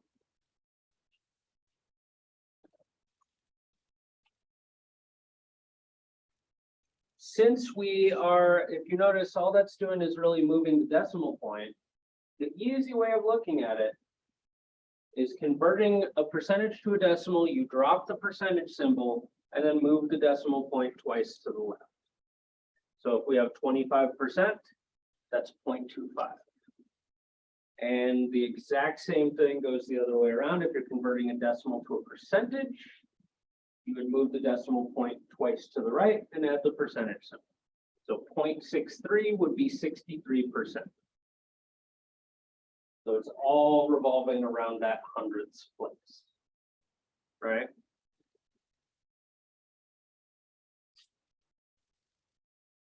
Any questions on those? Not that we've actually done problems, but you know. Okay. Well, what about fractions? Now, the nice thing is going from a percentage to a fraction, pretty obvious, right? Because we already said that a percentage is whatever that is over 100. So what we can end up doing is we can just take that fraction that we make from that. We could say that 25 over 100, our percentage over 100, whatever that is, and just reduce the fraction. So 25 over 100, you could look at that and say, oh, 25 goes into each of those, right? 25 goes into itself once, it goes into 100 4 times, so it reduces down to 1/4. And that works with literally any percentage. 55% is 55 over 100, and that reduces by a factor of 5, so you end up with 11 over 20. So converting from a percentage to a fraction is actually pretty quick.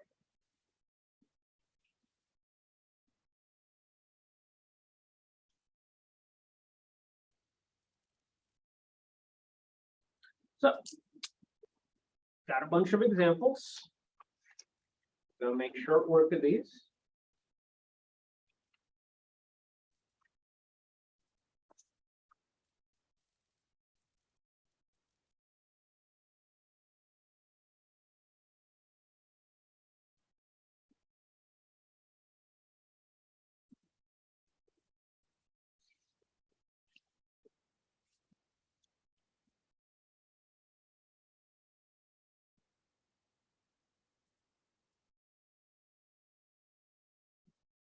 I'm shorthand writing them all down real quick.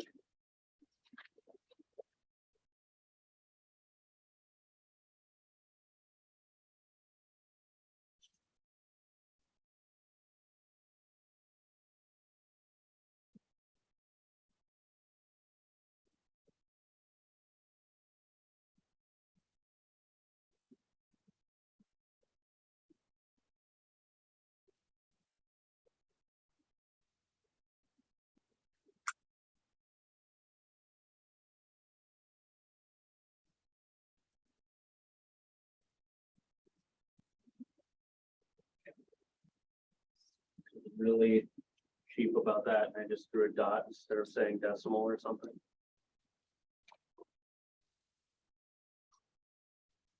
So we're going from 63% to a decimal. So if you remember, just think of where the decimal point would be right here, kind of right there, right? Kind of hanging out at the end of the numbers. So if we're converting to a decimal, we're going to take that decimal point, we're going to move it over twice to the left. We get 0.63, we drop the percentage symbol, and that's all we got to do, right? So it's not bad. Now, if I'm converting from 45% to a fraction, well, the percentage means it's part of 100. So we would first write out this thing as a fraction over 100, but you want to simplify that, right? Because yes, 45 over 100 is an answer, but it's not the answer, right? Because you want to clean them up. So we would look at that and say, okay, well, what's it going to reduce by? Well, I know that 5 goes into 100, and it clearly goes into 45, right? So what we could do is reduce by 5 first and see if anything cleans up after that. So 5 goes into 45 9 times, and 5 goes into 100 20 times. Well, if 9 is 3 times 3, 20, you can't reduce by 3 at all, right? So this is as simple as this guy is going to get. So you just put it over 100, and you reduce your fraction. Same as any other fraction we've been doing. Number 3, we have to convert 0.15 to a percentage. And, well, I mean, cut that down a little too quick. Number 1, all I did to convert a percentage to a decimal was move twice to the left. So guess what we're going to do here? Twice to the right. Yeah. So we're going to take that decimal and it's going to go over twice to the right. We end up with 15. Throw the percentage symbol on it, and we're done. That is it.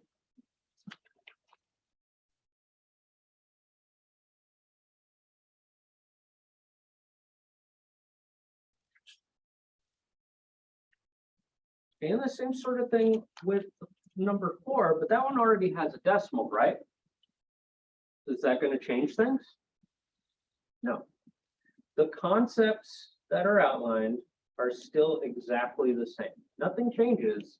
We have something a little bit more complicated than our number 1, but the concept is still the same. If I'm converting from a percentage to a decimal, I'm going to take the decimal point, I'm going to move it twice to the left, and have 0 point and those numbers. What happens with that 5? Well, it's still there. We just move the decimal point, right? So we have 0.345.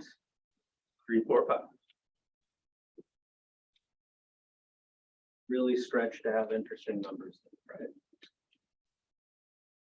Okay. Number 5, we're going from a decimal to a percentage.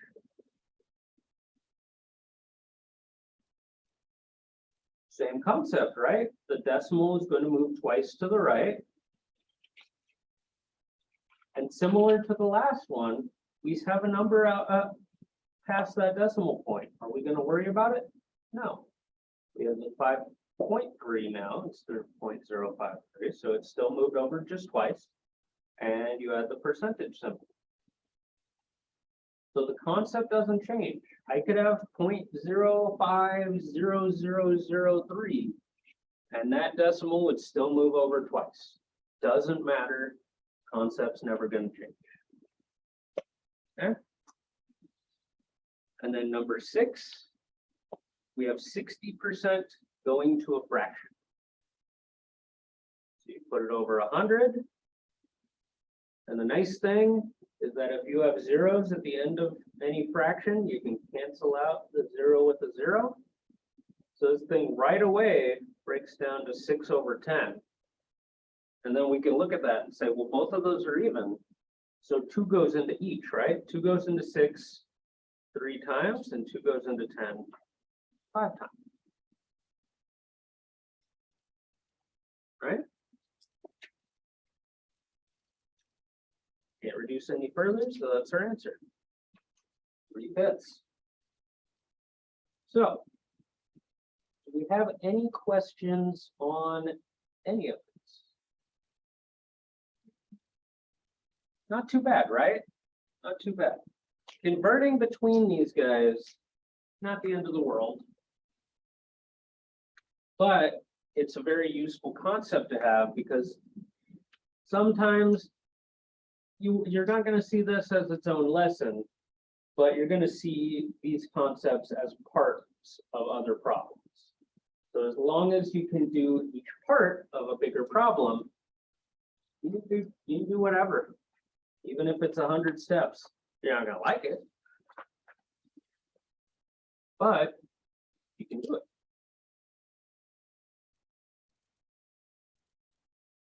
Okay. So now we're going to jump into working with percentages. So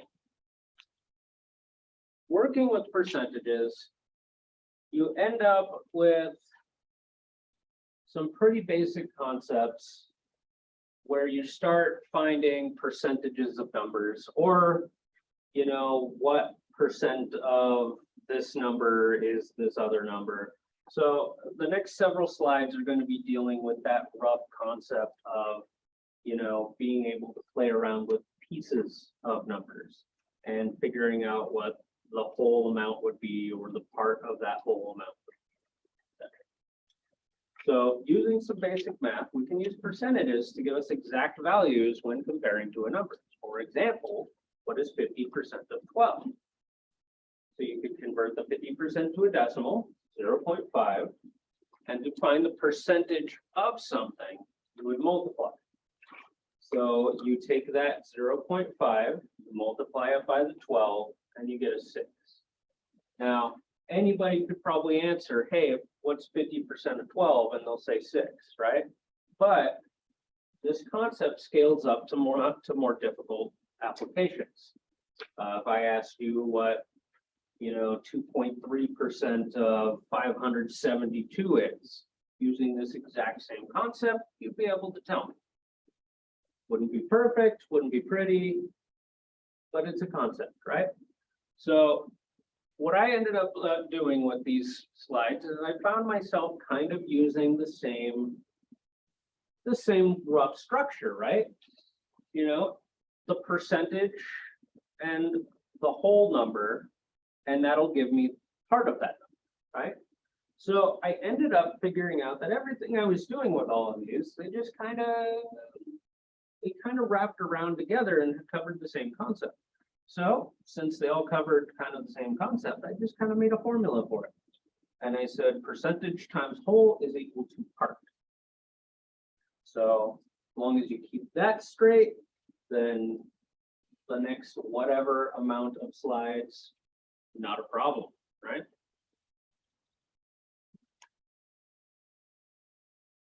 So that was sort of a simple example. So looking at one more difficultly, say you're putting something to a vote and you need a simple majority, which is 51%, in order for the vote to succeed. If there are 6,032 voters, what's the amount of votes needed for it to succeed? So you would convert 51% to a decimal. So that would be 0.51, and you multiply it by how many voters there are. So you would have 3,076.32. Normally you'd think we could round down on something, but in this case, we know we need at least this many votes to succeed. And since you can't get 0.32 of a vote, you have to round up on this particular question. So 3,077, because it has to be at least the next integer after that number. So that's 51% of that.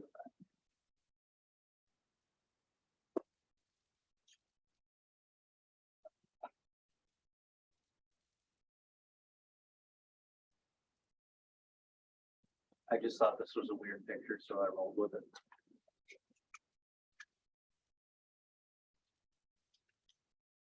I like these weird, like, people take children's novels and like mess up the cover.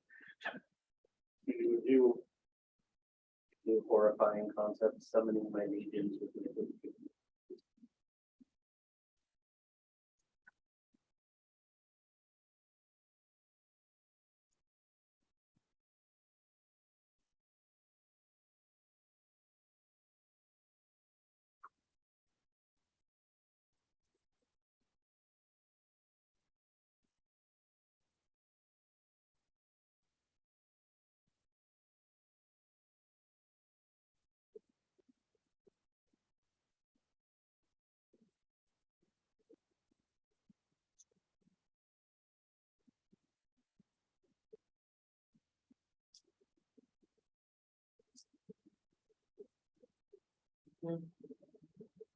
Oops. Go. This is me realizing that I totally did that, wrote number 3 in a way that it's easier to not do with decimals, but whatever. Or percentages, I guess I should say. So if I define 8% of 5650, what would I do? Well, same idea. We're going to take that decimal point that's implied to be there. We're going to move it over twice, right? Since it moved over twice, but we don't have anything here, we kind of fill it in with a 0. So 8% is 0.08 or 0.08.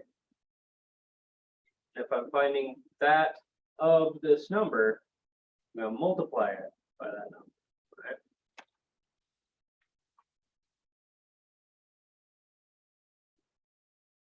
Okay.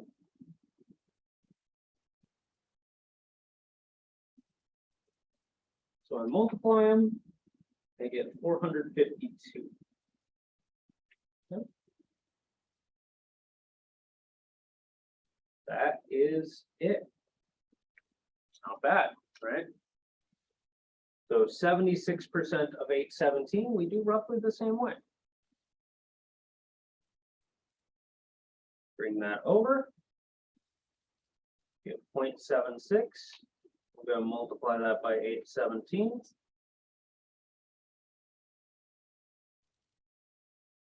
And I get the number 620.92. That's what my calculator yells at me, so that's where I'm right. Okay.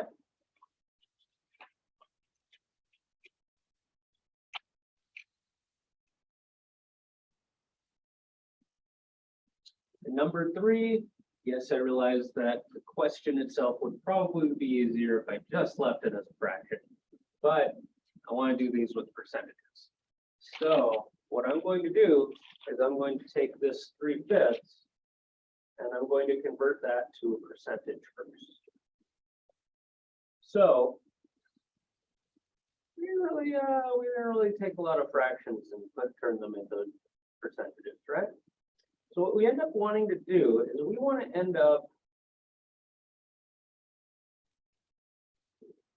want a universal way of doing this. This is the one concept I didn't make a slide for.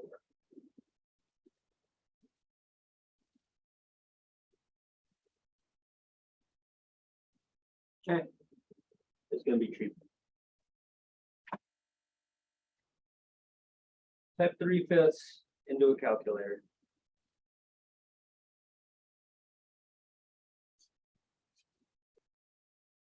We get 0.6.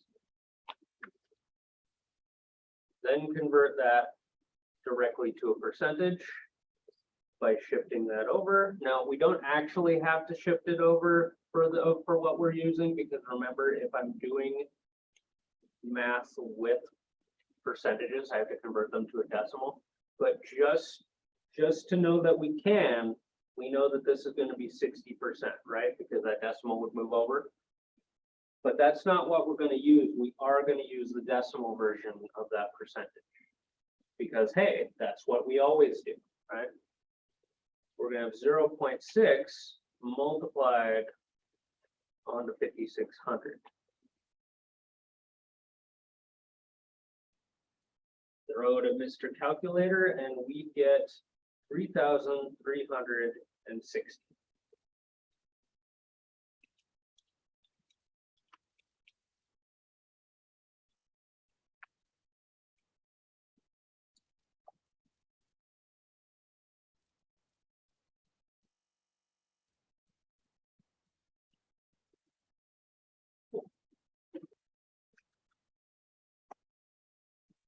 How we feeling on working with percentages? Not too bad?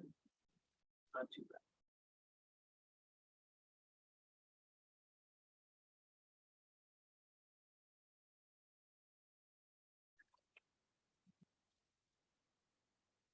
Okay. So working with percentages, we can take what we've learned and apply it to different scenarios. In our last example, we took a percentage of a whole to find a part. In this case, we have three pieces of information, one of which we don't know, or didn't know, and we use the other two to find it. In math, that's all you need, right? So 2 out of 3 pieces of information to find our unknown number. So based on this concept, if you have any two of those pieces, you can find that third piece. So based on that percentage times whole equals part, if I had the whole and the part, I'd be able to find the percentage, right? If I had the percentage in the whole, we just figured out how to find the part. And if I had, you know, the percentage of some unknown thing is, I don't know, 50, we'd be able to figure out, you know, what the whole amount is. So that's a useful concept to have with all of math. If you're dealing with literally any formula, if you have all of the variables except for one, you can solve for that one. And that's usually how you're going to end up using any formula in math. It's how you use all the formulas in geometry. It's how you use all the formulas with like compound interest and such things. You end up just plugging things in, and as long as you have everything but the one thing, you can find it.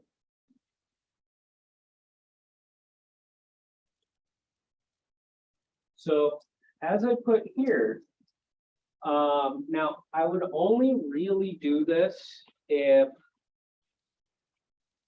I was about to do the same thing 100 times in a row or something like that. So if I have percentage times whole is equal to part, and I'm doing a bunch of problems where I have the part and the whole, and I got to find the percentage, and every single time I plug it in, I have to divide both sides by that whole number, right? You would have to do that every single time. Well, a very useful thing to be able to do with formulas is you can manipulate them the same way we can manipulate any of our equations. So if I looked at this and I said, okay, percentage times whole is equal to part. What if I wanted to solve that thing for the percentage? Because every single one of them I'd end up having to divide off the whole, right? So if I just divide it over to that side, that's where that last line comes from.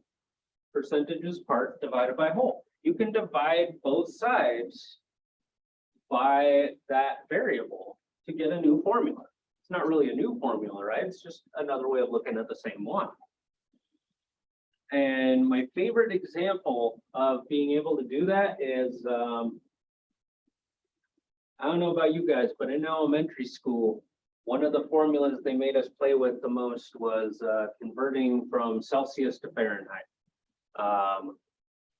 And then back, Fahrenheit to Celsius, right?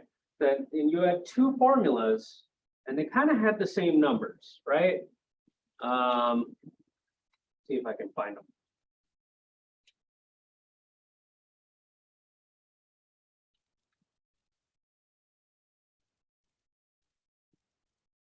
Yeah. Just give me the picture. I don't really care.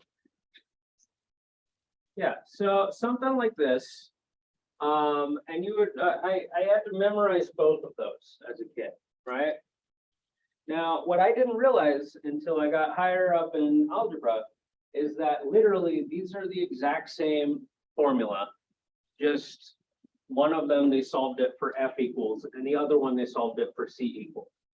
But I could use either one of those with either Fahrenheit or Celsius and work it out to find the other one. So I always thought that was kind of funny. And I actually did a little bit of tutoring for accounting students. And they would have these charts of values based on really simple formulas. And I couldn't understand, why do you have these charts? They had like 4 or 5 pages for really simple problems, and it was just 4-digit, like almost like spreadsheets of decimal points. And I looked at this and I was like, why does this exist? Oh, because they don't teach it with algebra.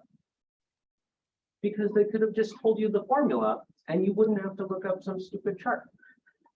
You would be able to just take your 2 numbers and divide them. But they had a chart. Just thought that was really weird. So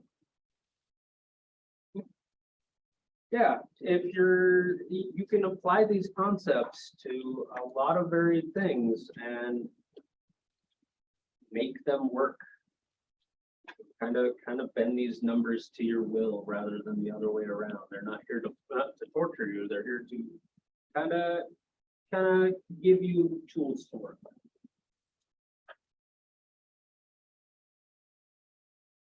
So, for example, let's say we have a percentage of some amount that leaves us with only part of a larger number. In this case, we have the knowledge that 7% of some number is 56. So let's look at our basic formula. Instead of using what we had on the last slide, we're just going to keep using that formula, right? Because I'm not going to set it up so we do the same thing 100 times in a row. So we can easily put the pieces that we know into that setup and kind of solve for it, right? So if I know that I have 7% of some number is 56, well, that translates directly to this thing on the left, right? 7% times W is 56. Okay, well then you convert the 7% to 0.07. So 0.07 W is 56, then it's like every other problem we've done tonight, right? You divide both sides by the 0.07, and you get a number. No problem, right? So the same concept as if you're looking for a percentage. What if you don't know the percentage? What if you know that you have 36 out of 450? What's the equivalent percentage? So if the percentage times the whole is equal to the part, percentage of something is equal to some smaller something, then you plug those guys into that basic little concept, that formula. Even if you don't have the formula, you can set it up that way. And then say, okay, well, if I have that concept right there, then we could replace the word percentage with a variable. In this case, I went with P because, hey, why not? So I have 450p is 36. Divide the 450 onto both sides, and we get a decimal. Now the decimal is the decimal form of your percentage. So 0.08 is 8%. You just move it over and you call it good.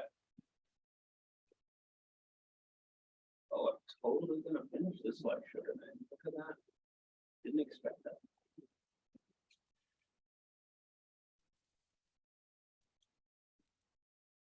So in this, all of these examples, if you're dealing with a percentage of some number and finding a smaller part of it or whatever, if you have those 3 concepts, if you have this basic formula, plug in what you know and solve for what you don't, that's all you're really going to be doing. Let's look at a couple of these.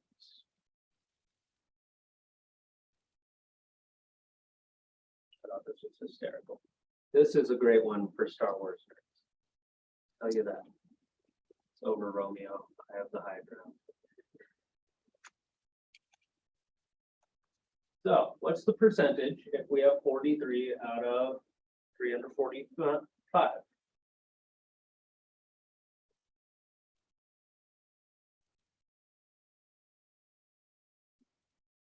I should probably go to another page.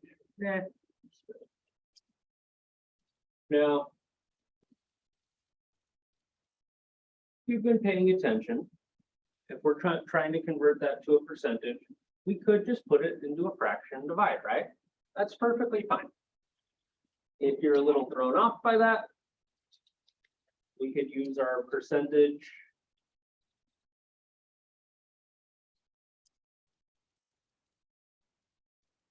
times the whole is equal to a part concept and figure it out, no problem, right?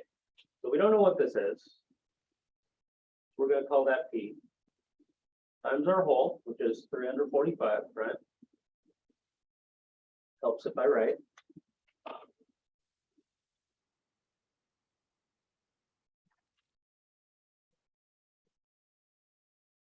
And that's equal to the part of it, 43, right? So if that's my equation, then in order to solve that, to get the P alone, all I have to do is divide by 345, right?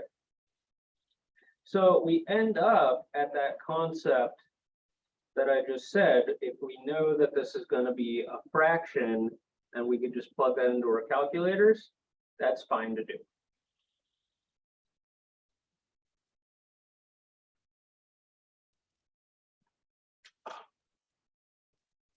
Perfectly fine to do. I just wanted examples.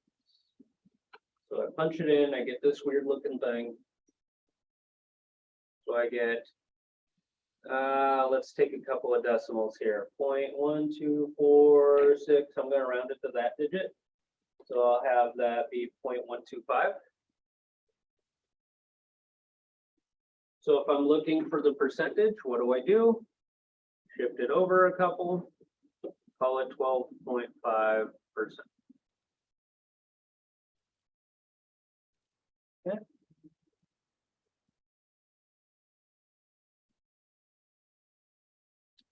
Let's keep going. We have a couple more, right? Oh my God, I got to the line part of my notebook. I haven't used anything but the dotted in like 6 months. Why I should have erased the other part of the notebook already. Okay, so number 2. 24% of a number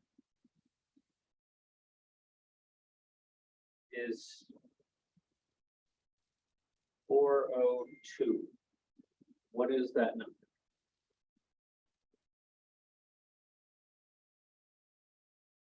Okay.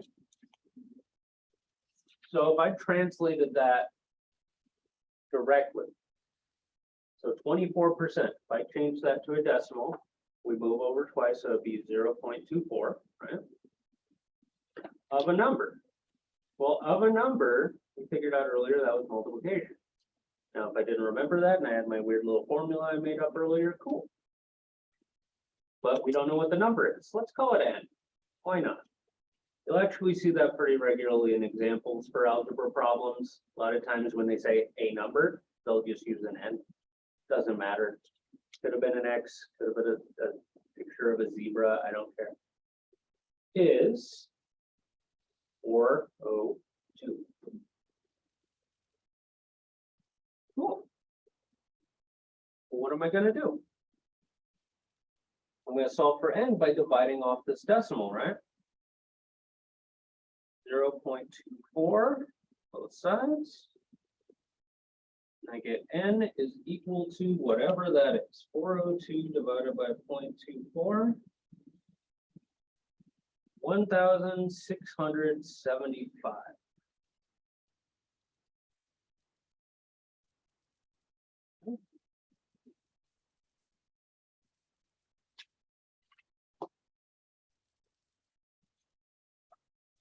And then number 3, we have what percent of 850 is 78.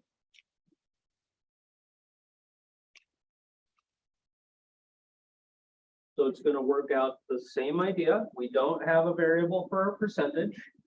So I'll just use the letter P. Going to multiply by the 850. We have the word is 78. So we can translate that one directly to an equation, just like the others. Then I can divide off the 850.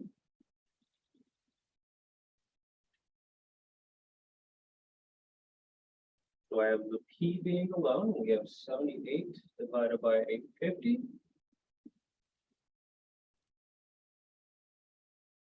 Get a big weird decimal.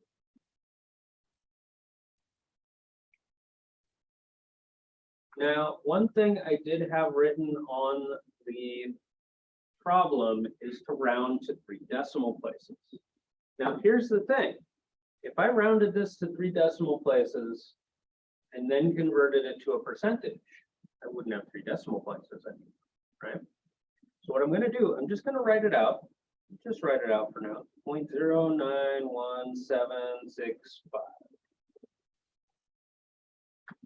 So if we converted it to a decimal or to a percentage, that decimal would move over twice and we would be at 9.1765%. So if I'm rounding this to 3 decimal places, that's that decimal place I'm looking for, right? So since that's a 5, that'll round up. So I have 9.177%. Now I largely have this problem just as an example for rounding errors, because if I had rounded this to 3 decimal places, I would have rounded this to 0.092. And then when I converted it to a percentage, I would have had 9.2%. That doesn't have my 3 decimal places. I'm losing all of this, precision. So that's really what I'm doing here is if it says round to the nearest whatever specifically on your problem, don't round until the very, very end. I will 100% hate my life and write out 10-digit numbers all the way down my paper, just in case that's going to screw me up. Now, you're not going to have to deal with anything like that for a very long time, but it is something I've done. Yeah. Let's look at some more. We got some more concepts. We played around with finding percentages of numbers and, playing around with those. So now let's look at percent increases and percent decreases. So these concepts are a little bit different, not a whole lot different, but a little bit different. So for instance here, say you were once making $12.28 per hour and you're now making $13.75 per hour. How would you find the percentage of the raise you just got? Simple. What you end up doing to find the increase and the decrease is you're actually going to find just what the difference is, and then you figure out what that percentage is of your original amount. Now that's the tricky part. That's where I see people make mistakes, is because if we figure out the difference between these two is $1.47, I'll see people try to find that as a percentage of the $13.75. And that would be incorrect, because you're talking about how much of a raise you got over your $12.28. So since it's over the 12, out of the original $12.28, that's what you're going to have there. So you put that as your denominator, you figure out the difference between the two, and then you take that difference and divide it by the initial amount. So you'll see that I kind of have that part divided by whole is equal to percentage thing again. Concept just kind of follows. So we end up rounding that to 12%, because honestly, 11.9707 is really close to 12%. Since it's within, 3/10,000ths of a dollar.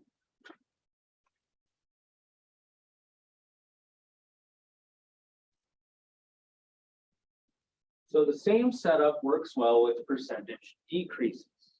So you found a ridiculous amount of oil that caused the crude oil prices to plummet, leading to a decrease in the cost of gasoline. Say our usual spot has gone from 349,499. And I put that specifically on here because every time you buy gas, it has 9/10 at the end of it. It's because they can round up by another penny. It actually has some weird things to do with the, like the federal tax rates and all that stuff. So it goes from 349 and 9/10 to 214 and 9/10. What would be the percentage decrease?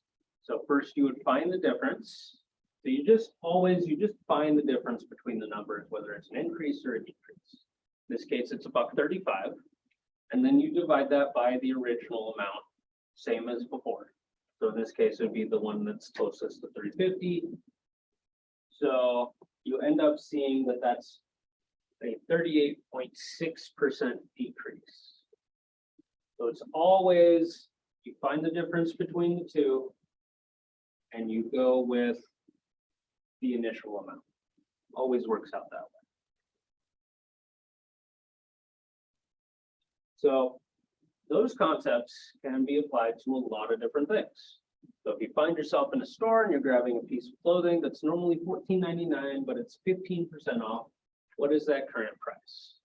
All right. So you find the percentage of that price. You take it, you multiply it by the original amount, it's $2.25. And that'll give you the 15% of that. And then you can subtract the discount amount from the price.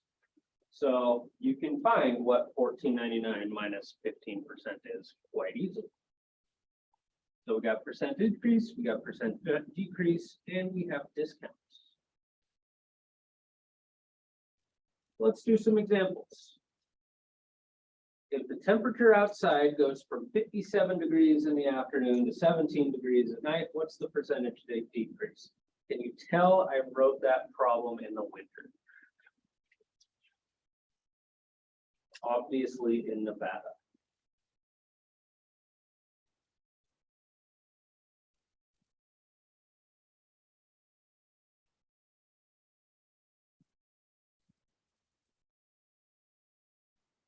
Okay.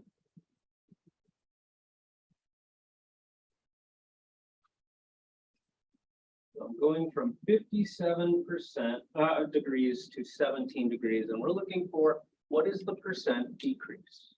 So to find the percent decrease, you would always find the difference. So you'd have 57 minus 17, that's 40, right? So 40-degree difference. And then we're going to take that and we're going to figure out what percentage this is of our original amount by dividing. So 40 divided by 57.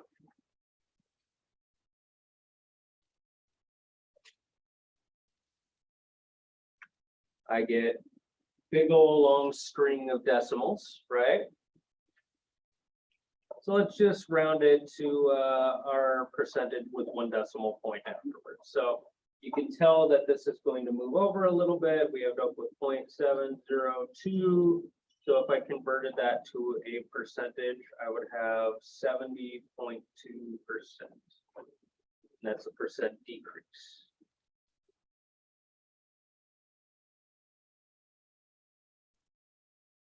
It's a pretty dramatic change, right?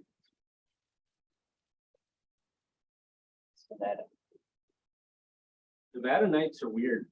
When I lived in California, oh my God, that sucked. Middle of the valley. So trying to sleep in 110-degree weather is never nice. It does not come easily. All right, so let's look at the next one. If you order 20 chicken nuggets, you get one extra, the most special of nuggets. What is the percentage increase? So we have gone from 20 nuggets, to 21 nuggets.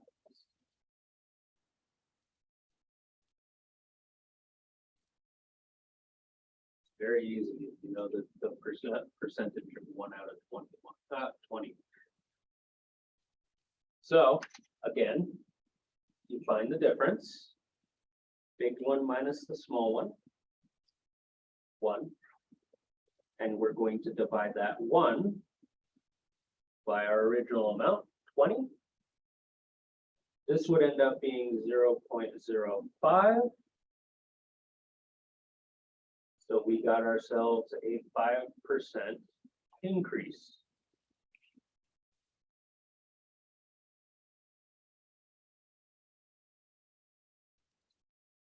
Always got to respect the fast food workers that always throw in an extra nugget. You know what? That job sucks. I haven't worked fast food. I don't want to. Worked retail. I know people. People suck. I can't imagine handing them food. I don't want food in the hands of my angriest of customers. Yeah.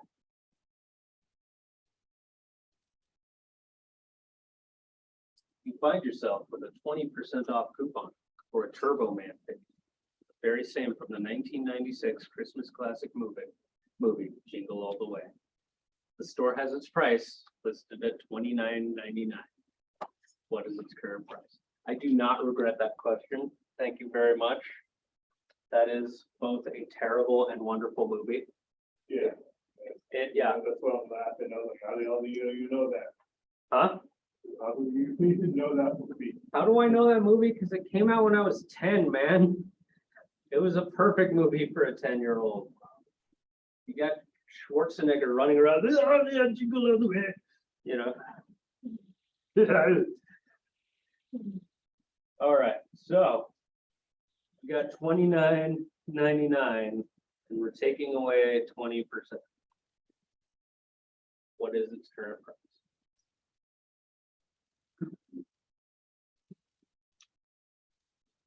And for the record, a couple of years ago, Walmart did in fact sell Turbo Man figures.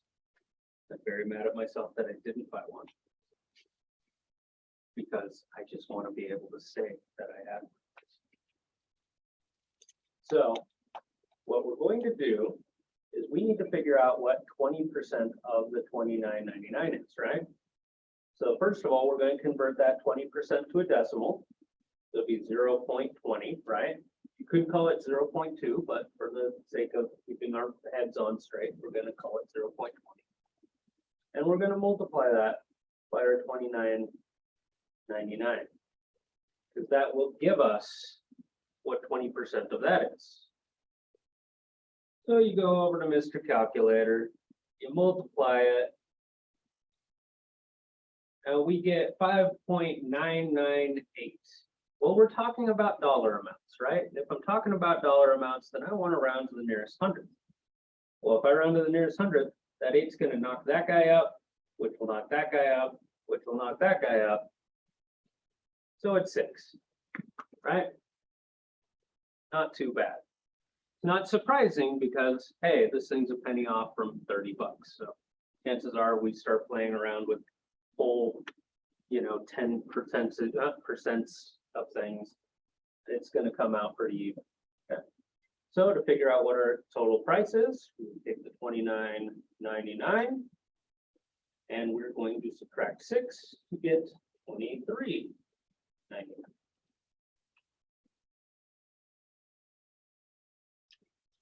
I remember working at GameStop during the holidays, just having charts around the store saying, hey, 10% off of this means this. And they'd have a chart of what 10% is.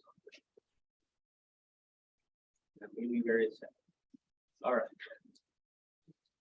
So, one more problem relating directly to number 3. What's the total after a 7.6% sales tax? Now, is that the sales tax rate in Carson City? You bet it is. So for number 4, number 3 has 7.6% tax. What is our total? Okay, well, that 7.6% is going to be on our subtotal, right? You go to the store, you get your discounts, and then whatever it is you're actually paying for, that's what the amount is, it's taxed, right? So this answer at $23.99, that's what we're taking the 7.6% of, right? So in order to find the percentage of it, we're just going to multiply by the decimal form of that. So if I move the decimal over twice, I get 0.076.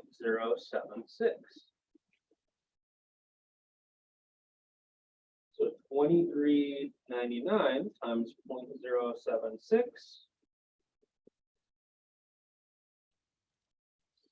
We get big old long string of decimals, but it's a dollar amount, so I only care about that cents right there. So $1.82. And we take that and we're going to add that to the 23.99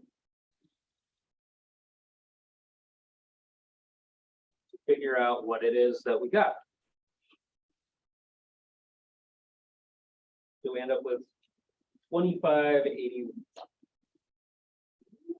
Yeah, 25.81.